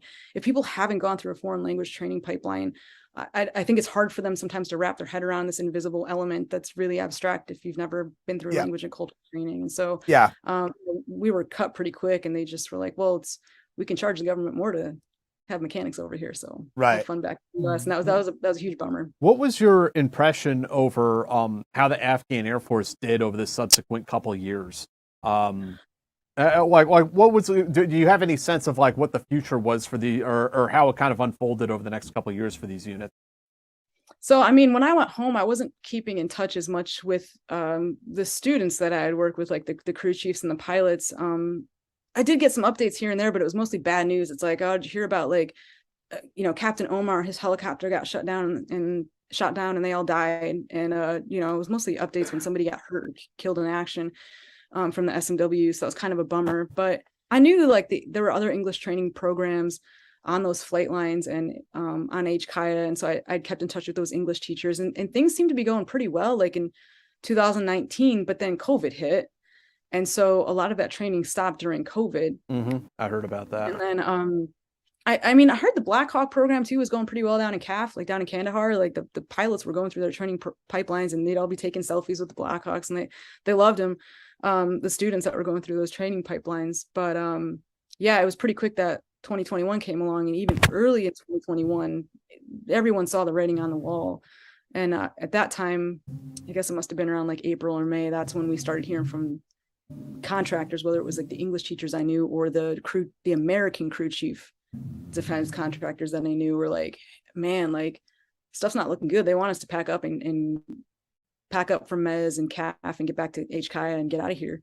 And they don't want us to stick about to the Afghans. They just want us to pack our bags and get out. And it was like, man. So that happened really fast in May, and then June, like Bagram went lights out, and it was like, oh God.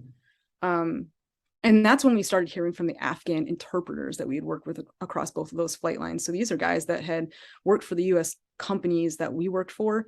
Again, the English components were usually tucked into these huge, large maintenance and logistics contracts. So we were like a tiny, tiny component. There was huge companies over there, Raytheon, Leidos, big companies. And so they hired a lot of Afghans to work in their offices as translators, interpreters, running HR, talking with the Afghan pilots and crew chiefs to organize those pipelines, like heavily dependent on these interpreters. I say that because a lot of people are like, well, they weren't combat interpreters, embedded out with a team of Green Berets, but like these guys commuted every day from their houses in Kabul to HKIA.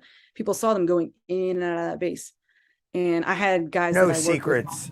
Yeah. No, the Afghans I work with, some of them would like wear disguises to come in and out of bases, but the people knew who they were. And I knew several of them that had applied to the Special Immigrant Visa program.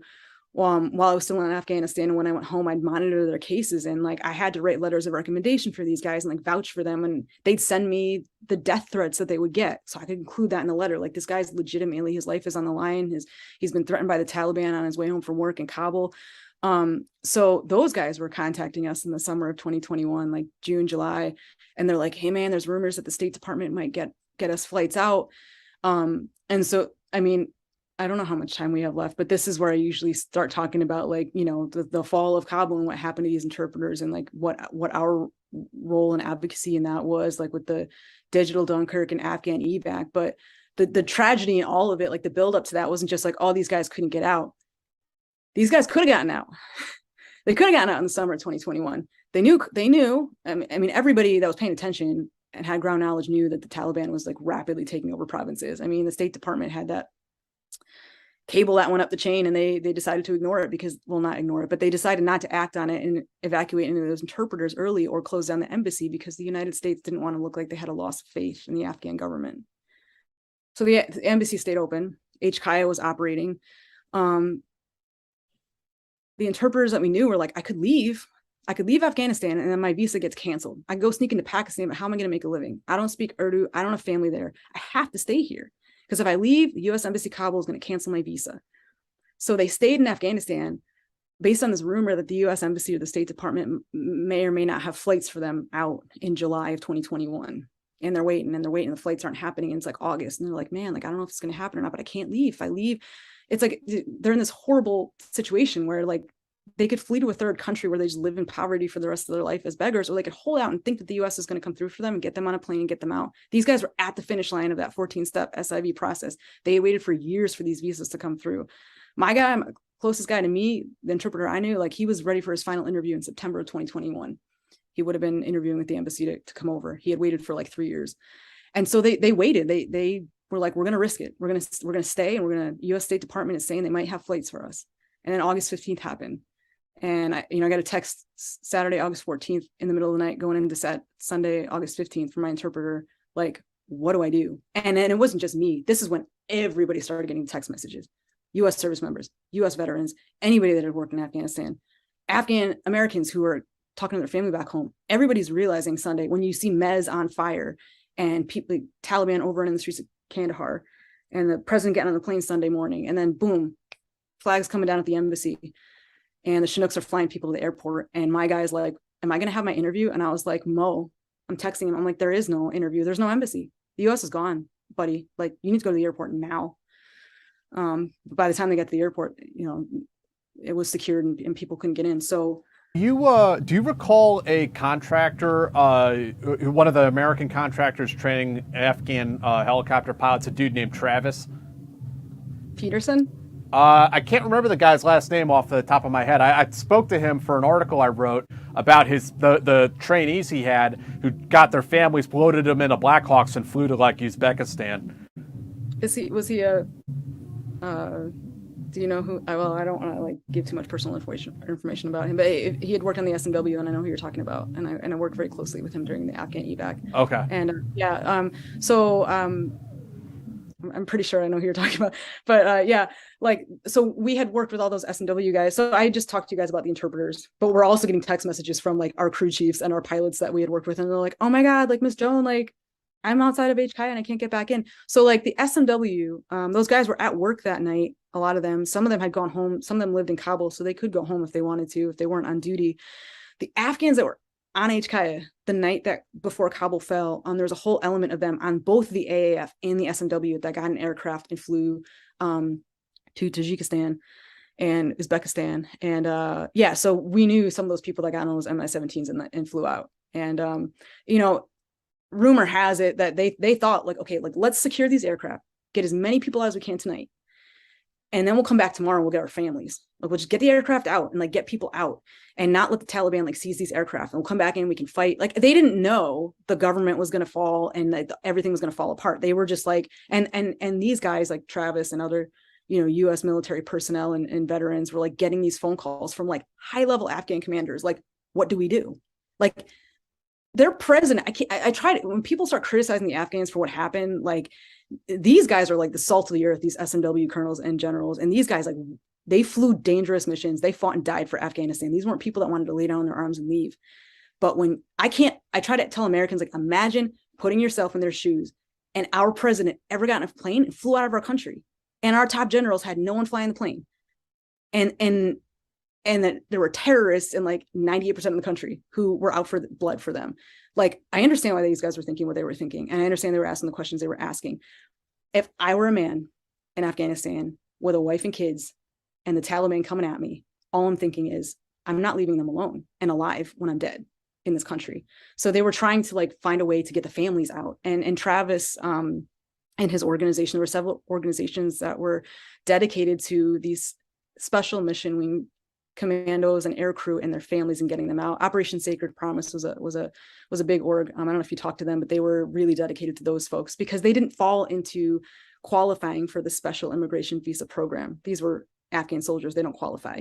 The only people that qualify to apply to the Special Immigrant Visa program are interpreter translators. So people that may have embedded as combat interpreters or worked on HKIA or bases in Mez, CAF, and Herat for U.S. contractors. So these soldiers were just like shit out of luck. They didn't qualify to get a visa, and they had nobody advocating to get them out. So a lot of those U.S. veterans who had worked on the SMW were like, we're going to set up an NGO to try to advocate for you guys. which I can, when we do talk about the Afghan Adjustment Act, which I will plug before we go, those guys had a huge effect on Congress, including SMW soldiers. If the Afghan Adjustment Act is to pass in Congress, they would be included in the category of people that do qualify to apply for special immigrant visas because of their allegiance to the US. And I mean, people forget, like, Afghans weren't just fighting to build their own country. They were there because we went there and said, we want to secure this country, so it's not a hotbed of terrorism. So anybody that was fighting for a better Afghanistan and a safer Afghanistan was fighting for a better America and a safer America. And these guys, these Afghan colonels and these Afghan generals on the SMW, like, again, salt of the earth dudes that, like, it was an honor and a privilege to know. And the ones that got out were thankful that they did. And they're going to make America a better place by being here and using their skill set here as well. So what is the Afghanistan Adjustment Act? Yes, I am glad you asked, now that I plugged it myself. But okay, so fast forward from like August 15th, Kabul falls, the evacuation is going on at the end of August. Evacuation stops, whoever gets out, whoever didn't. But a lot of these organizations and NGOs that had been trying to get Afghans out, that weren't able to before those last C-17s took off at the end of August, they kind of pivoted in September and October, November of last year to trying to find other ways to support Afghans. Like, if we can't get you out of Afghanistan, we're still going to find ways to advocate to get you out and find pathways to the United States. That's number one. Number two is for the Afghans that did get here, it's really important that we make sure that they land on a solid foot. The United States took in 80,000 Afghan refugees last year. That's more than the United States usually takes in a year from all countries in the world. So it's a huge strain on our federal resources that are allotted to resettlement agencies and caseworkers that are supporting all these Afghans. A lot of Afghans lived in hotels for months last year, waiting to get permanent housing and things like financial support and job training and things like that.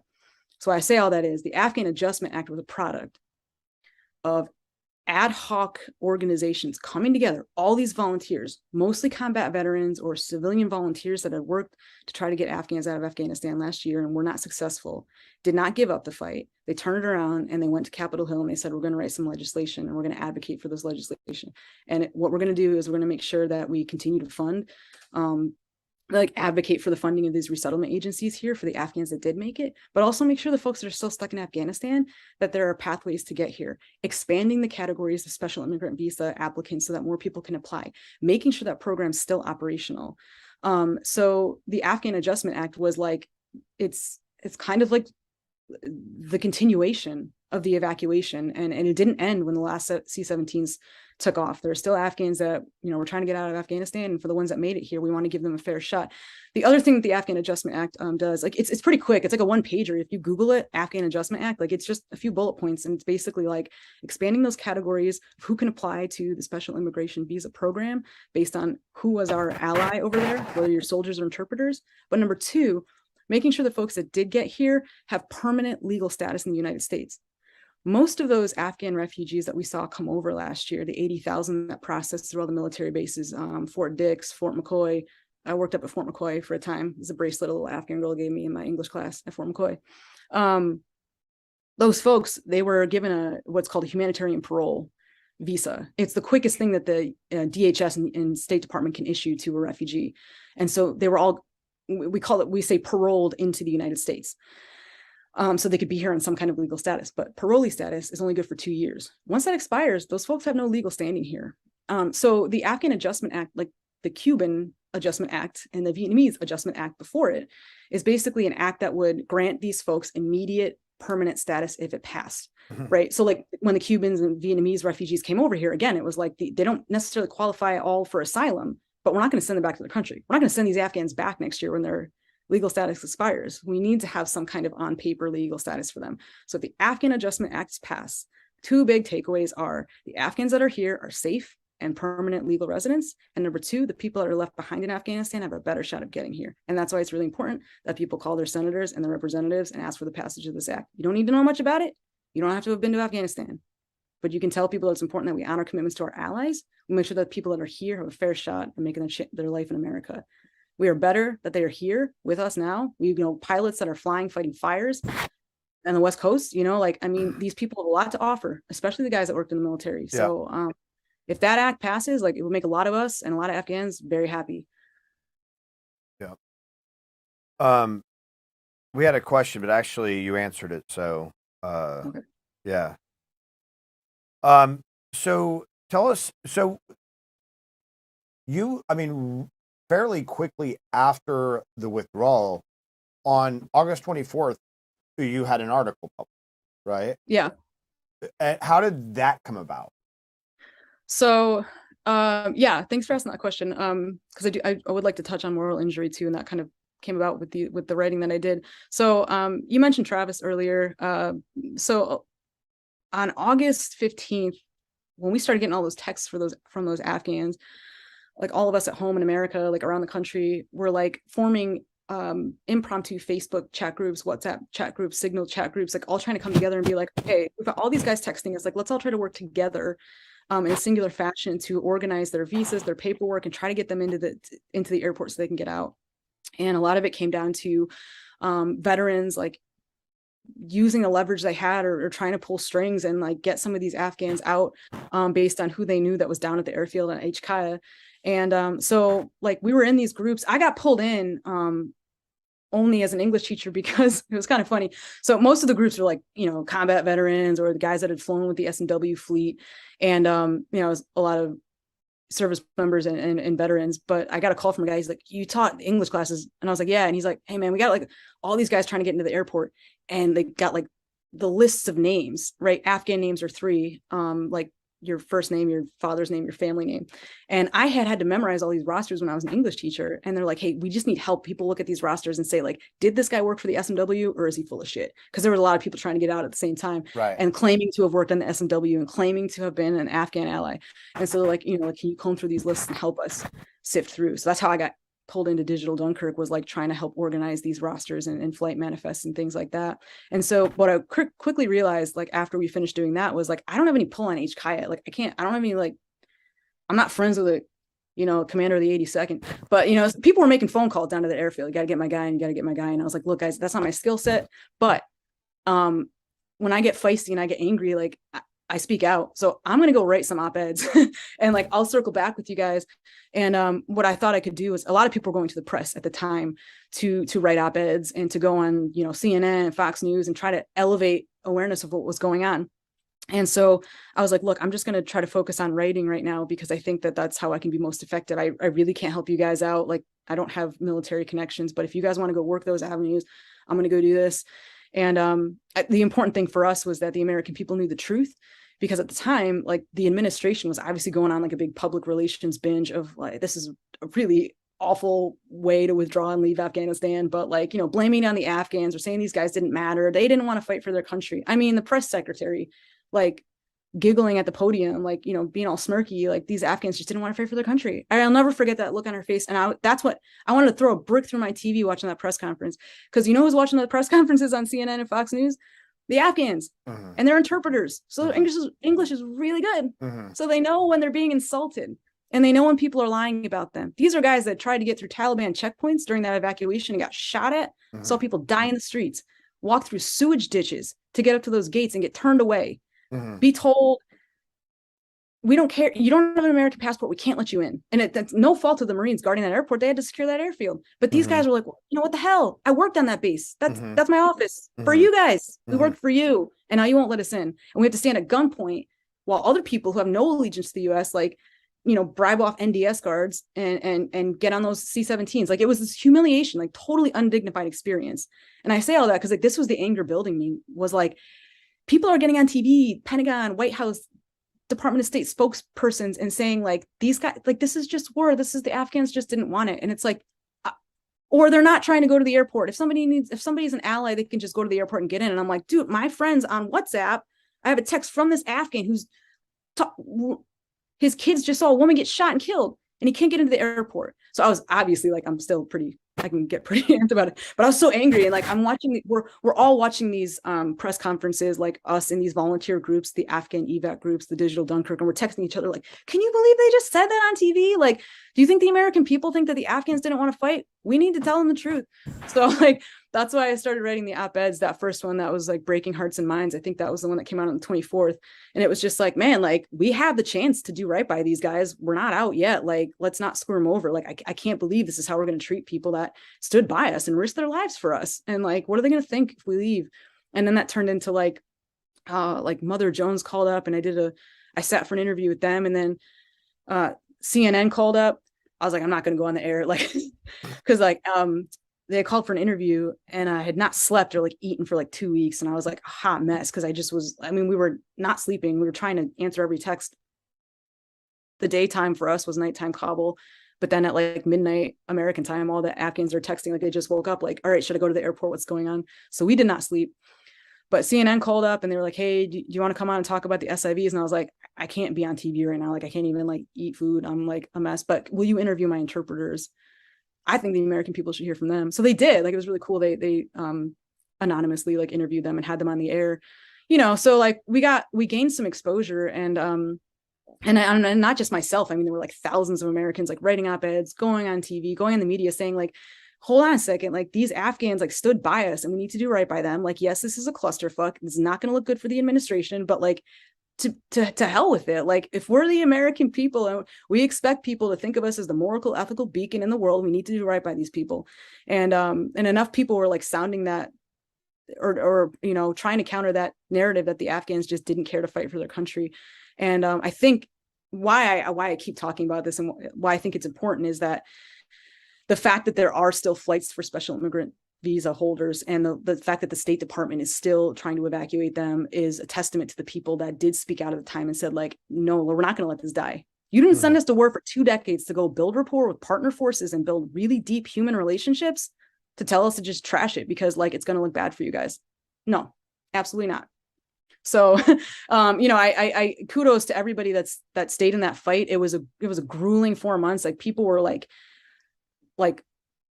losing marriages, losing jobs just to stay up and try to save one more Afghan family. Like, people really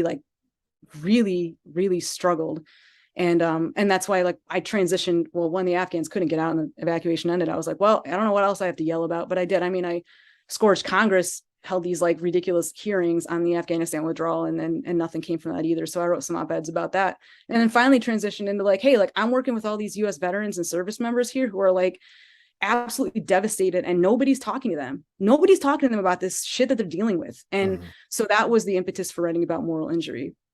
So the first few articles I wrote last year were all about like, honor our commitments to our allies. Oh, you didn't want to do that? Well, you're going to have to sit here and look at your troops in the face and say something to them. So I wrote an article that was geared towards military leadership. I don't know if military leadership read it, but that was, I got one article published that was basically just trying to highlight what moral injury is and what all these troops were struggling with. Again, like I talked to you guys before the interview, you take an oath to say you're never going to leave anyone behind. And then your leadership is saying, we want you to leave them behind and not talk about it. Right. And so that was a deep reckoning that a lot of people were going through. And so that got, I think Stars and Stripes ran that in July, that article.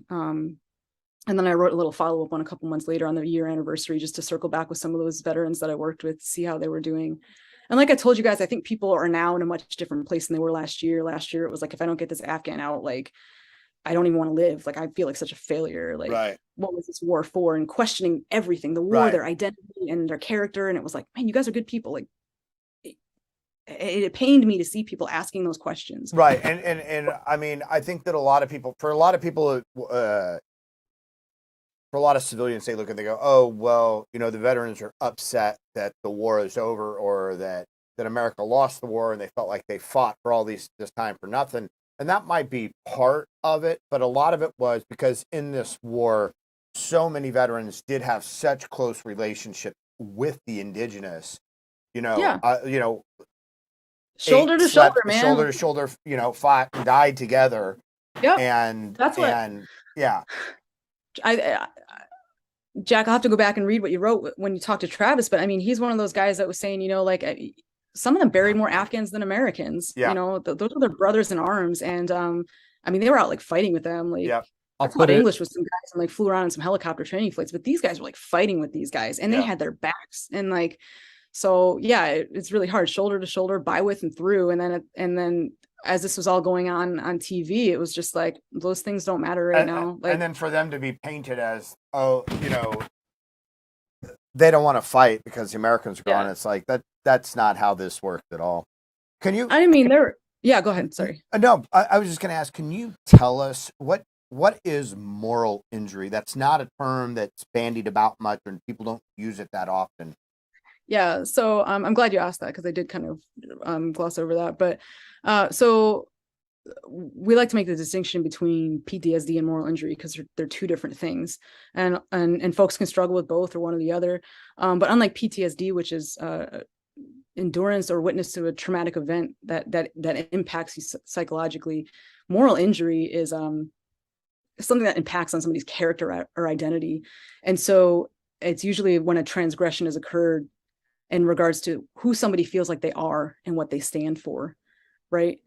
So with Afghanistan and the withdrawal, again, it was that a lot of people felt like they were being asked to abandon people in real time. So I took an oath not to leave anybody behind, but now I'm being asked to do it, and not really explicitly asked to do it, but just expected to do it by military leadership who's not really taking accountability for that. And when I spoke to US veterans and the groups that I was working with, and I was like, what do you feel like? What would you like leadership to say? And it's like, they're like, just acknowledge it. There's no national will to have this conversation, for leadership to step up and say, we understand what we're asking you to do and the pain that you're feeling. They don't have to use the word loss. Military doesn't use that term. We didn't lose this war. I don't know if anyone got up and said that, but at least acknowledge what people are going through. You can use whatever semantics you need to, but acknowledge it. I think what hurt a lot of veterans was nobody wanted to acknowledge it. And not only that, but you got to remember, these Afghans that fought alongside US service members, they don't have the WhatsApp number for John Kirby at the Pentagon, or Jake Sullivan at the State Department, or Mark Milley or Joe Biden. They have the phone numbers for us and for these veterans and for the guys they worked with and fought with. So they're texting them am I getting out? Can you help me?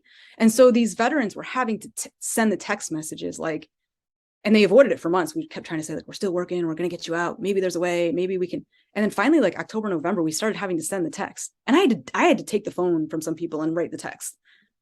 You're not getting out. It's over. Imagine what that does to a US service member, having to type that text or make that phone call to their Afghan buddy who they fought with and say, I can't get you out. It's over.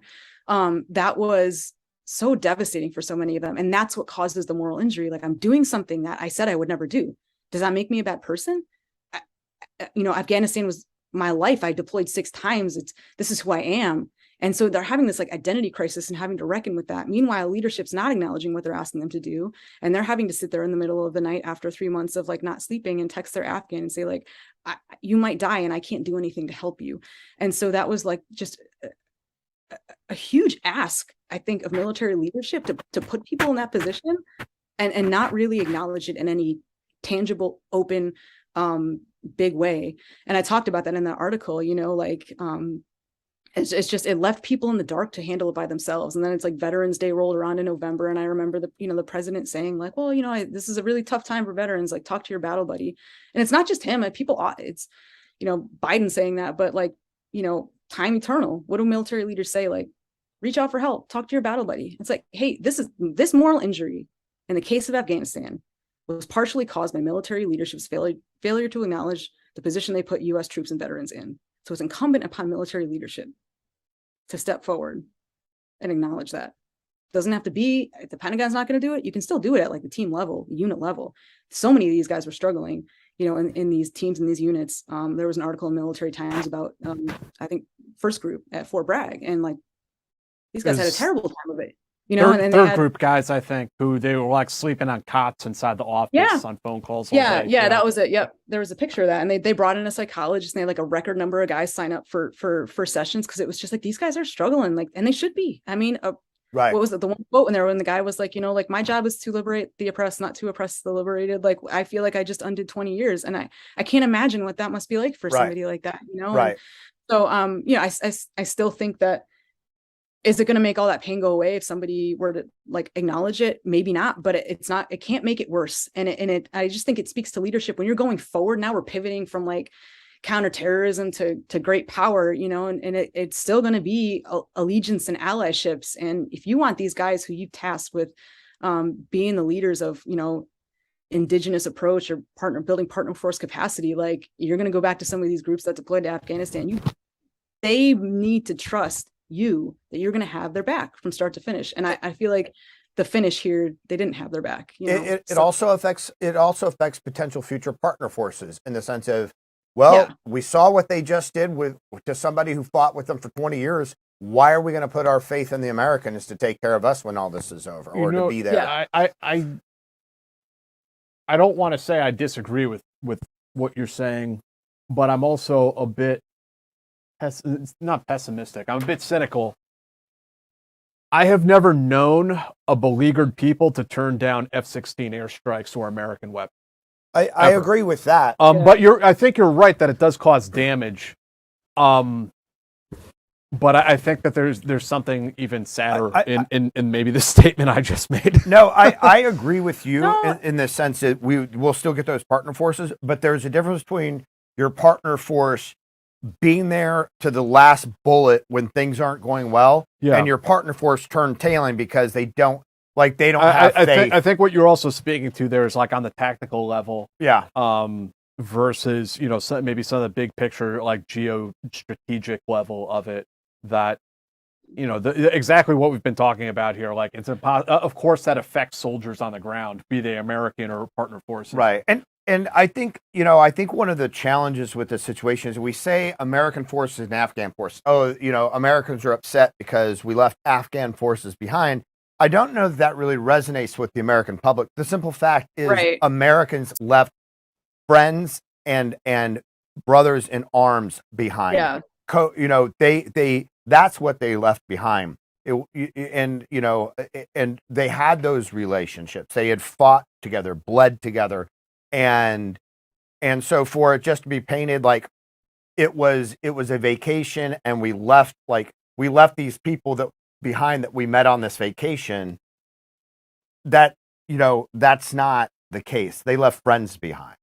Right. And that's what we tried to keep it as. I mean, it's not our job as the American military to scoop up foreign military when things go south and it doesn't work out. But I think my personal issue and a lot of our issue was with the messaging that was going on. For sure, there are ANA units that did hand their weapons to the Taliban, but sure, there's anecdotal evidence both ways of people that folded and people that didn't. But to go back to what we were saying earlier about U.S. war strategy in Afghanistan, why did that happen? It's not that these people. I don't think I met anybody in Afghanistan that was in uniform, Afghan military, that was I don't care if my country falls. None of them wanted that. Right. But there's reasons why. I highlighted in one of my articles that in the summer, I think it was a group of Afghan special commandos got rounded up on video and shot live. This is who your enemy is. They're not off. Most of the enemies we fight as Americans are across the oceans, far, far away. These people were dealing with it. It's counterinsurgency. They're in their streets at their back door, ready to kill them and their families. So I think they were making different calculations, and the Afghan military wasn't even paying some of its soldiers. So there were people who put down their arms and didn't want to fight the Taliban, but we also knew people that did. So I saw it with the Iraqis that I trained, and hey, if your government isn't resupplying you with bullets and food and water and gasoline, you can. I mean, it's just. You can only fight so long before you have to run. Yeah, and that's just the reality of it. That in Russia. Yeah. But to your point earlier about people's allegiance to us in the future, there was a great War on the Rocks ran an article right around the time of Kabul falling about this. Do we have to worry about people wanting to align with us in the future? And it was basically this author arguing exactly what you said, Jack, which was people are still going to work with us. We don't need to worry about that. At the time reading it, I was how dare you? No one's ever going to want to work with America again. But I reread it and I was yeah, no, there's some truth to that. This was a devastating but unique circumstance. And I do think depending on it's sad. I mean, after we've been down this road, South Vietnam and the Kurds a handful of times, and the Afghans, the sadder narrative is that, in fact, yes, we can do it all over again, and all of the people, whether they're Montagnards or Kurds or Afghans, who get rounded up and killed in the aftermath of that, are really just the collateral damage of political decisions that are made way above all of our heads. And in that sense, as bad as it sounds, in the big picture, no one really cares. Like they don't really matter. And that's why you mean at the executive, and that's why in Vietnam it was people like Jim Morris, guy like SF guys who got the Montagnards brought back here. In this case, it was people like Joan and Travis that got Afghans brought back to America, and picked up the slack where our government, failed to do the right thing. And that's to me, that's an even sadder narrative that in fact we can keep doing this over and over again when we know we shouldn't. Yeah. Joan, there's a couple questions in here for you. How many Afghans are still trying to get out of Afghanistan, and how can we help with the effort? How can we help out with the effort to get them out, be it volunteering or donating or anything like that? That's a really great question. I mean, there's just like hundreds of thousands of Afghans that want to leave. Specifically to the SIV program, there's tens of thousands of folks in the queue. So again, I had mentioned earlier, if folks really want to help out, calling your congressional representation and advocating for the passage of the Afghan Adjustment Act would make sure that those flights out of Afghanistan still continue, and that we're able to evacuate interpreters that work for the U.S. mission. So that's one way. There are NGOs that are at work in Afghanistan, like the World Food Program is still over there doing great work. They're always raising money. So, you can donate to international organizations that are providing food and shelter for Afghans. And then stateside, I always tell people there's such a need, even a year out, from a lot of these Afghan refugees resettling in the U.S. People need help all the time. So I mentioned like way in the beginning of this podcast that I had worked in refugee resettlement prior, and most of those organizations rely heavily on volunteers. So what we saw a lot of Americans do last fall and through the winter, from all walks of life, political parties, Americans came together in overwhelming numbers to basically volunteer to help Afghans resettle. Some people adopted Afghan families, but you can Google, wherever you're from, you can Google your local refugee resettlement agency. If you just type in refugee resettlement Chicago or refugee resettlement New York, a bunch of orgs will pop up. I think New York is IRC. There's three big orgs, like the IRC, Catholic Charities, and Lutheran Services. There are a bunch of organizations that are federally contracted to provide resettlement services to refugees. And so when the refugees come through, they get assigned a caseworker at those agencies, and they get job training and English training. But a lot of that, again, is done by volunteers in the local community. So it's people literally picking up the phone or emailing those agencies and saying hey, I got a few hours a week to come hang out. And you could, that's how I started my English teaching career, was volunteering to teach those refugees English and citizenship. And it was, I can promise you, the most rewarding experience of your life. Part of my job also is sometimes to just go sit with refugees in their apartments and drink tea. I know you guys got the Ethiopian worship service upstairs. Some of my favorite students to go visit were Ethiopian asylees and refugees because they'd make you the best coffee. But sometimes just sitting with refugees and making them feel not alone. Depression is a huge problem for refugees that come over here. It's really tough when you don't have the language and you're in a new country and trying to get your feet on the ground. A lot of people can feel very isolated, especially going through the trauma of your country falling to a terrorist regime and leaving half your family behind. And now you're in a country where you don't have a job or speak the language.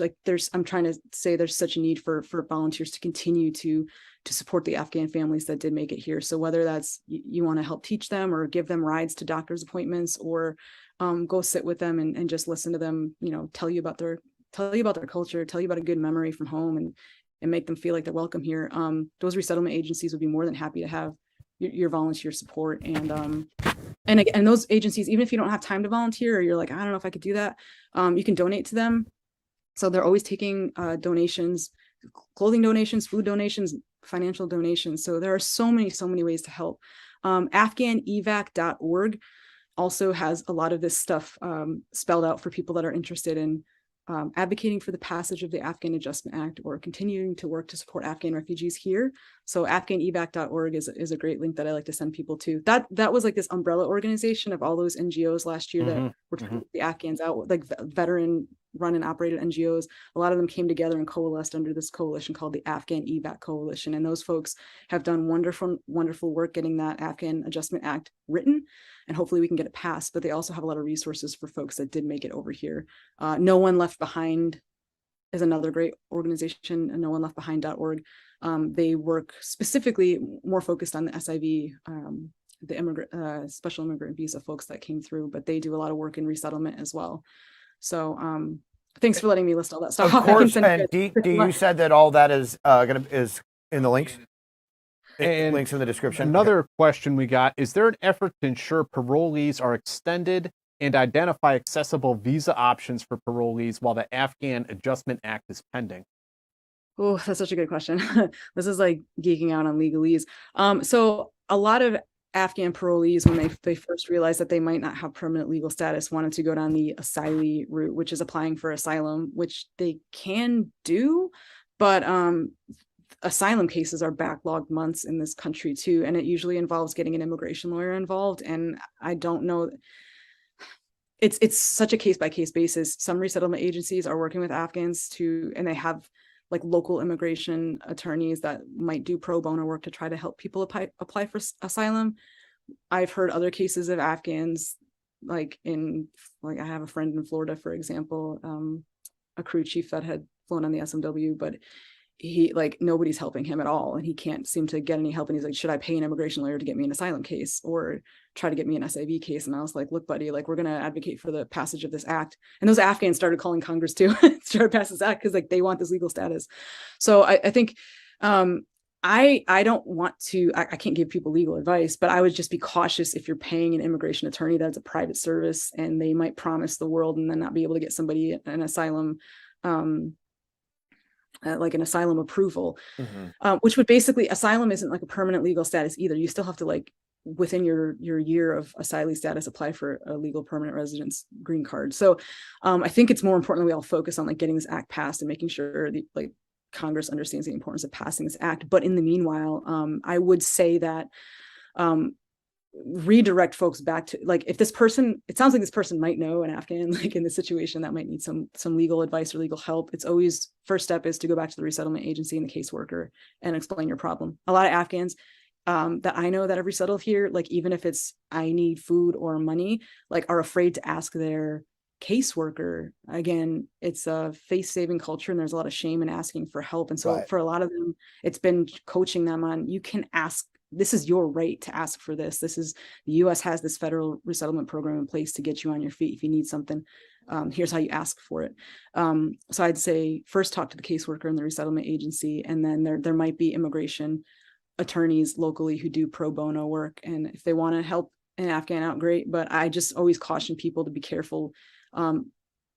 Unfortunately, there are bad actors in the world, and there are a lot of people out there trying to like help Afghans and like, give me this much money and I'll get you a visa. And it's like, no, that's not how it works. Right. And the Afghans will find out the hard way. The little money they have, they're going to dump into an attorney that might not be able to help them. So I was just gonna say, and the problem is I mean, we all fall for stuff like that. We had all the COVID fraud stuff, but particularly coming from a country like Afghanistan, where you do pay those bribes or that money to get things done.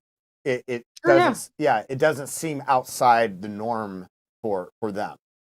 And then if somebody is like, I'm here to help you, they're like, oh, okay, like maybe you're with the agency, like the resettlement agency, and they don't know. And I mean, they're going through their own culture shock right now. So I'm happy when like the Afghans I know like reach out and they're like, somebody emailed me this, and I'm like, dude, that's a scam. Like, no, or please don't call that person back. Like, they're not going to help you.